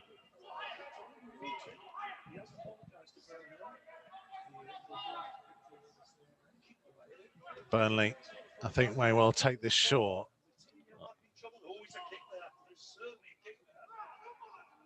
Martinho going in to get the ball. VAR is checking this. Checking a possible red card, maybe, for João Martinho. No, nothing there. We play on and Burnley try and hold it up in the corner. I don't think there was anything involved in it, really. No. Didn't need the VAR check. Well, the referee just got on with the game before the check even finished. Wolves throw, but very deep in their own half. Semedo gets it back from Podence and tries to lift it forwards towards Fabio Silva, who got a flick onto it. It's going to come through to Neto. Neto trying to drive through the middle of the half to his left-hand side to Saiz, who is up in support. Back in field to Vitinha, 25 yards from goal. Wide for Semedo. It's too far ahead of Semedo. Traore will come out wide to grab it. 92 offside. Minutes played and offside against Adama Traore. But it's in before Traore. So look, the Neto passing the ball out to Saiz. He's got to take more care with that for me. He's got a break. He's got an opportunity. Well, again, it's the pass from Vitinha to Semedo, isn't it, as well? It's just like, it's just one thing after another at the minute. And again, it just eats up more time. We've got under 3 minutes left to play. Wolves trying to find an equaliser. And Burnley have it deep in the Wolves half again through Chris Wood. Attempted foot in by Semedo. Wood taking it towards the corner flag. Again, Martinho behind him. It'll be a Wolves ball. But it's a throw right by the corner flag. Semedo will be sent back a couple of yards to take it. Semedo throwing it back to Cody. He just tries to put his foot through it. Traore trying to get control of it. Now can he try and set off and make something happen here? He's cruelly fouled by Jay Rodriguez, and that's a yellow card for the and his former Albion man. Oh, referee, come on. Wolves desperate to try and get on with things with 1:50 remaining. Well, Connor Cody's telling everybody to push up, pushing everybody up. Saiss has gone onto the front line as well. Kilman's going forwards. Needs to come in a little bit more, Saiss. He's too wide to influence anything. Come in a little bit more. Getting towards that now or never situation. Short to Moutinho, just over halfway to the left of the centre circle. Switch to Podence on the inside right. Podence trying to take on Brownhill, lost control, and Peters just launches it downfield. Cody will have plenty of time to collect it. Well, he doesn't have plenty of time. He had plenty of space, but time is very much against him. With 1:10 left to play at Turf Moor. Moutinho over the halfway line. Yeah. He's got options to his right, one of which is Pedro Neto. Neto on his left foot, trying to cross from deep, comfortable header away. Yeah, I was just saying, look, I don't get it. We've got a free kick. You send the lads up from the back, and then you play it short, and you end up not getting anywhere near their penalty area. Here's Traore. Traore 25 yards from goal, left footed cross to the far post. Saiss arriving. Didn't get a sweet enough connection. And it goes behind, past the near post. I think that's a good opportunity on his left foot as well. Just hit it across. Look at where Fabio Silva is as well, by the way. I think that's a good opportunity. At the far post, if he tries to cross this rather than strike it goalwards, Fabio Silva probably has a tap in for his second goal and an equaliser. Well, again, doesn't that sum up the evening? Somebody like Saiss is usually very reliable on things like that. Could have just put it across. Nick Pope has just eaten up another 30 seconds by pretending he was going to take a short one and then replacing it and sending all the players forwards. 5 minutes at minimum is up. Moutinho heading on. Definitely now or never now. Only seconds can be remaining. Neto back to Vitinha. Trying to work it out to the left-hand side to remain Saiss. Maybe time for one last opportunity. Cross came in. It's going to be a Wolves corner. And they're going to have to hurry. Added time. Just put it in there. Forget about the short ones. Put it in. And again, Wolves have got 4 players outside the penalty area. Now Traore is getting in there. What's Podence doing out there? Just put it in. Neto, left-footed from the left-hand side. Whipped in. It's headed away. Comes to the edge of the box. Vitinha will play it forwards, but the final whistle goes. Burnley have won the game. Wolves were given hope late on when Fabio Silva won a penalty, which he stepped up and converted himself for his first Wolves senior goal. But a goal in each half has done for Wolves here at Turf Moor. The long wait for a win up here in this part of Lancashire continues. Not won here since 2010. And in truth, Tomo, I'm not sure Wolves would have deserved an equaliser had they got one towards the end because they were sloppy for large parts of the second half.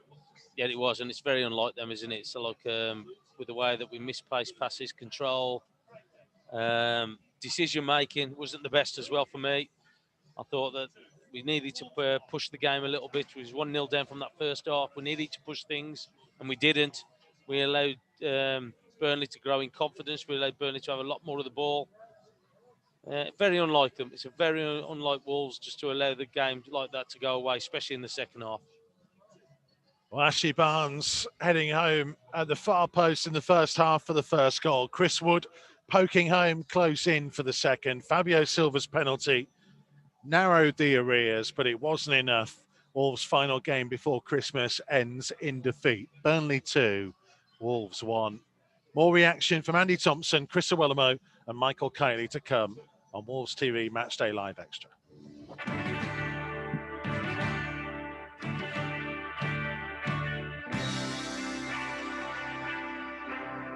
Matchday Live on Wolves TV. Listen for free online at wolves.co.uk or on the move anywhere in the world via the Wolves app.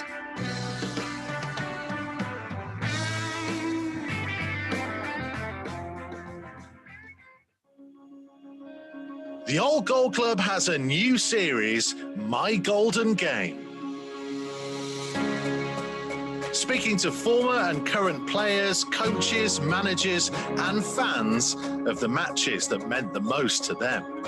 It's a club who I have in my heart, and I always keep following it. I'd been back to Molyneux on a few occasions, and I'd never got a good reception, and that hurt me a little bit. Not that I thought I deserved better, but maybe because of those two games against West Brom, where I scored 4 goals in 2 appearances. Check out the series so far, featuring the likes of Jodian Lescott, Kevin Doyle, Neil Emblem and Dennis Irwin. I was absolutely delighted when they came in for me, and even more so when after having a tough first 4 or 5 months that we were on a bit of a roll and ended up playing in this fantastic game. All Gold Club, My Golden Game, available now. Wolverhampton Wanderers is a club with a bright future, but also a shining past. See the history of the club we love from humble beginnings to the present day in the Wolves Museum, featuring unique artefacts from our illustrious past and interactive exhibits for kids big and small. The Wolves Museum, open Fridays, Saturdays and Sundays from 10 a.m. Book online at wolves.co.uk or visit the ticket office.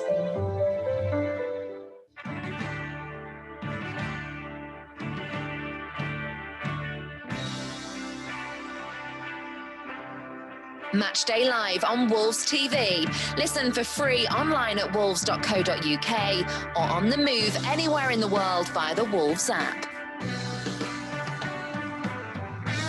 So full time at Turf Moor, Wolves beaten by 2-1 here. They had 64% possession across the whole game, but in the second half, 72%. 15 shots Wolves had to Burnley's 10, but only 3 were on target. They had 7 corners to Burnley's 1. And as far as pass success rate goes, there were 83% across the whole game. Burnley only 66%. And yet, Wolves have been beaten here, Chris Iwelumo. And as me and Tomo were just saying, I'm not sure Wolves really would have deserved an equaliser on the basis of some of the stuff we saw in that second half, especially. I have to agree. I think beaten comfortably, the ball having possession. Burnley were quite comfortable, quite happy to play the football, and they created the better chances as well. You know, and it's we have to have a good look at ourselves. You know, it's one of those. There's some disappointing results, but we've always commented on the performance. And after what was a great result and performance, it was nowhere near. You know, so the players have got to take responsibility for that. You know, individually, we talked about Otasowie. I'm delighted that Fabio Silva's come off the bench and got his goal. He's opened in his account. He's the youngest player in the history of Wolves to score a Premier League goal. Delighted for him, absolutely delighted. He made a difference when he came on. He was an outlet. But even then, something Tomo addressed, and Kites going, that long ball. Did we ever play a ball down the side? You know, I know that Podence and Neto, they like to come and get the ball, but you know what? With the pace that both have, Tarkowski and me don't want to be running into those areas, and we've got the quality. And it was one that I actually shouted at the TV when Saiss played a ball into, I think it was Neto, but it was over his head. It was a complete fight ball anyway, where there was so much, a full half to go down. I'm just thinking, it's just, Tomo's right, decision making. The final bit of quality just wasn't there. But the decision making, Saiss, with 2 minutes to go, he smashes one with his left that goes out of play. When there's 2 players a yard from the ball, you just put it in back in the danger area. That's what I'm talking about. That's the difference. We're in the Premier League. It's the hardest league in the world, but the small margins. And Burnley done the job tonight, didn't they? They were alive. They were second to it. The Chris Wood goal, he reacted quicker than anyone else. And that's not usually how we react to those dead ball, those second phases. And that's something that we've got to look at. You mentioned that second goal, though, for Burnley, because it does highlight, and a few people kind of messaged about this, that we saw in the first half, because Tomo pointed it out, Burnley's tactic was clear. They put Tarkowski or Ben Mee, or both of them actually, at the far post, and Wolves, because they don't tend to mark man-to-man, none of the main headers of the ball went out there, so it was easy for Burnley to head it back in, wasn't it? You're spot on. But like you say, there's nothing that we don't know. I think Kite's called it. We know exactly what Burnley are going to do. They never did anything that surprises, but again, that's where we've got to have, I guess, take a little bit more responsibility when we're on the pitch to think, right, okay, if it happens once and it's caused us problems, we nullify that threat, we address that problem. We never did it because, and that's something, and I've got to hold my hand up, more players are a little bit more robotic now. That's what the manager says. What the manager says goes, where there's more, back in the day, people used to change things. You know, the likes of Carl Henry, no matter what Mick McCarthy told us, Carl Henry saying, you're not doing that, you're doing this, but you listen to the captain because he's out there, he's playing the game, he sees it, and I've never seen enough of that tonight. You know, and that's all over the pitch, not only for that moment, Mikey. Michael Kightly, what did you make of it? Yeah, I think Burnley deserved it. Didn't start the second half at all, and Burnley made Wolves pay for that. I just feel against the lesser teams of the Premier League, no disrespect to Burnley, Wolves need to find a way to play against them, because when a team sits in, I feel like Wolves struggle to create any clear-cut chances. They're almost better against the better teams, the Chelseas, the teams that come out and try and take the game to Wolves. That suits Wolves. I think when they play against the lesser teams, they've struggled this season to create chances. We've not scoring enough goals, but we're not creating enough chances, and that's the real problem for me. Why? And I'm going to ask all three of you, and again, I might just leave all three of you to debate this because you've all played it. 1 of 12, one win in 12 matches in the Premier League under Nuno, where Wolves have had 60% possession or more. Is it a tempo or intensity? No. Think about it. This is what we all said that after the Chelsea match. What does he do? Do we go back to a 4-4-2? And I think tonight Burnley are one of the best at that position. 4-4-2. They don't shy away. They do it very well. And I thought when we went to 4-4-2, we had more of the ball. We worked it better. We looked more. And I know that Burnley are sat in and we're advancing and we're taking more risks. But I just felt like there's a time when to play it. Dave Edwards called it after Liverpool. You know, there's a time when to play that formation against Aston Villa. We should have been out of sight. If it was 4-0 at half-time against Aston Villa, if it wasn't for Emiliano Martinez, he got man of the match for that very fact. So I can agree what Kites is saying. Against the lesser teams, we have been all right. We have created chances, but we've not been clinical enough. Tonight, for me, it should have been 4-4-2. That position and then these principles come into it, because I think we'd have been more creative. I think we've got better players in that 4-4-2 than Burnley have. So again, and it doesn't always work like that because they know that formation, they know the drill, they know the responsibilities offensively and defensively, and they were better than us tonight. When we changed to 4-4-2, they sat in and we had more of it. We just need to know when we've got to change from formation to more formation. If we're playing against the likes of Man United, Man City, Liverpool, not Arsenal, but you know what I mean, Chelsea, then I understand. Play the 3, the 5, the formation that we know. But against these teams, we've got to try and get that extra man in those attacking areas. And when we went 4-4 tonight, that's exactly what we did. Tomo, I just think the quality of the passing, the tempo was just off for me. So look, again, I know we had a lot of possession of the ball, and so more so when we had the 4-4-2. But was there anybody having a gamble? Was there anybody trying to get in the box? We were saying a number of times in that second half, we've got 5 or 6 players. We've got a corner or a free kick. We've got 5 or 6 players out of the box. If we're 2-0 down, we're chasing the game, and we've got that many players not in there who's going to influence us getting a goal, that we've got to start to get in there.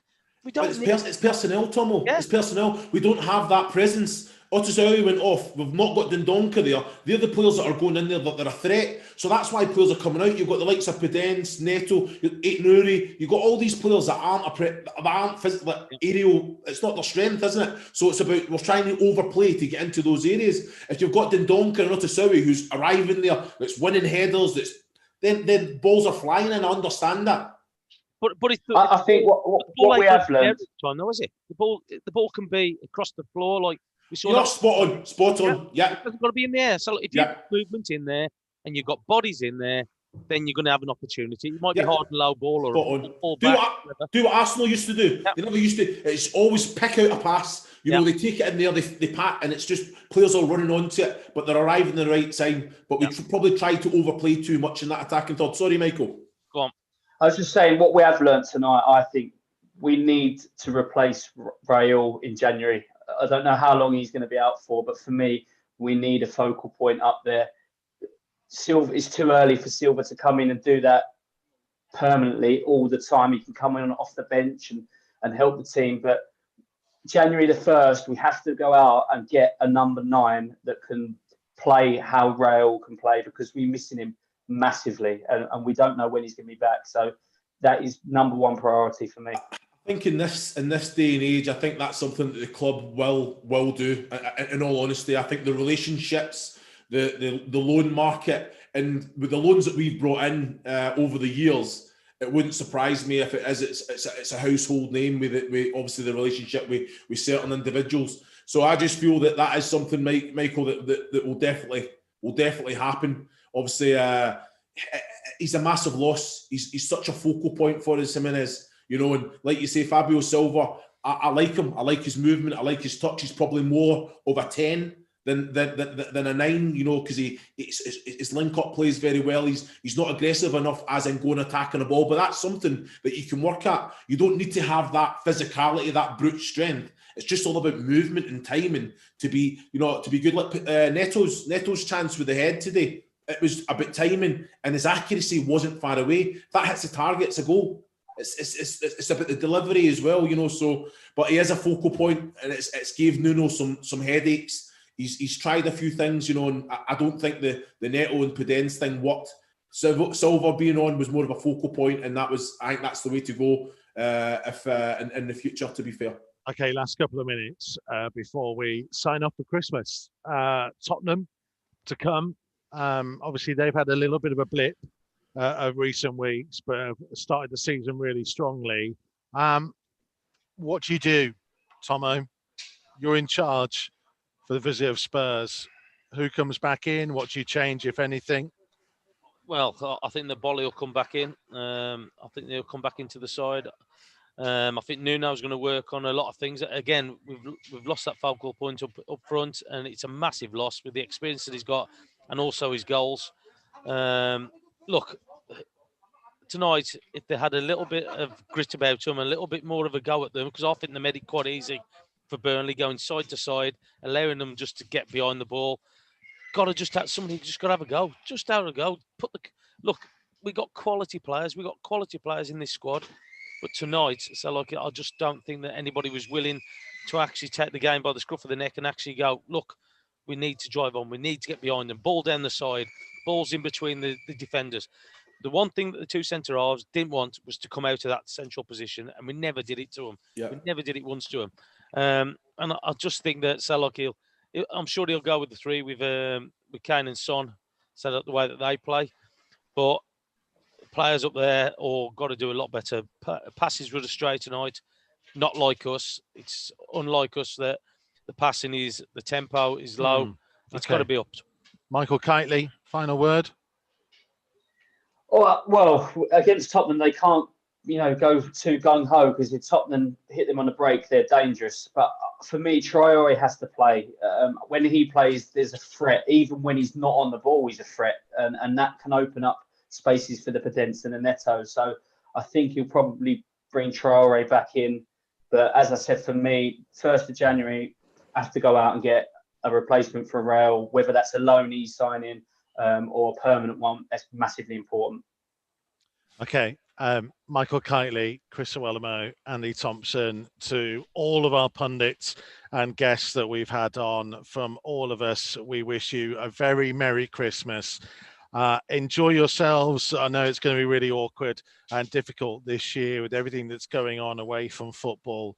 But if you can, try and enjoy yourselves on Christmas Day. We hope you do. Especially hope you boys have a lovely Christmas Day. I'll be checking in with Looms, seeing what's going on, seeing whether he's got my present to me in time.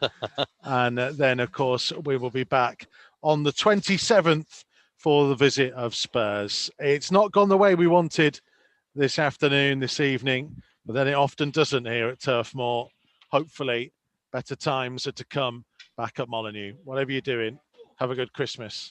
We'll see you all soon. Have a good Christmas, boys. Have a good one. Yeah, and you. Take care.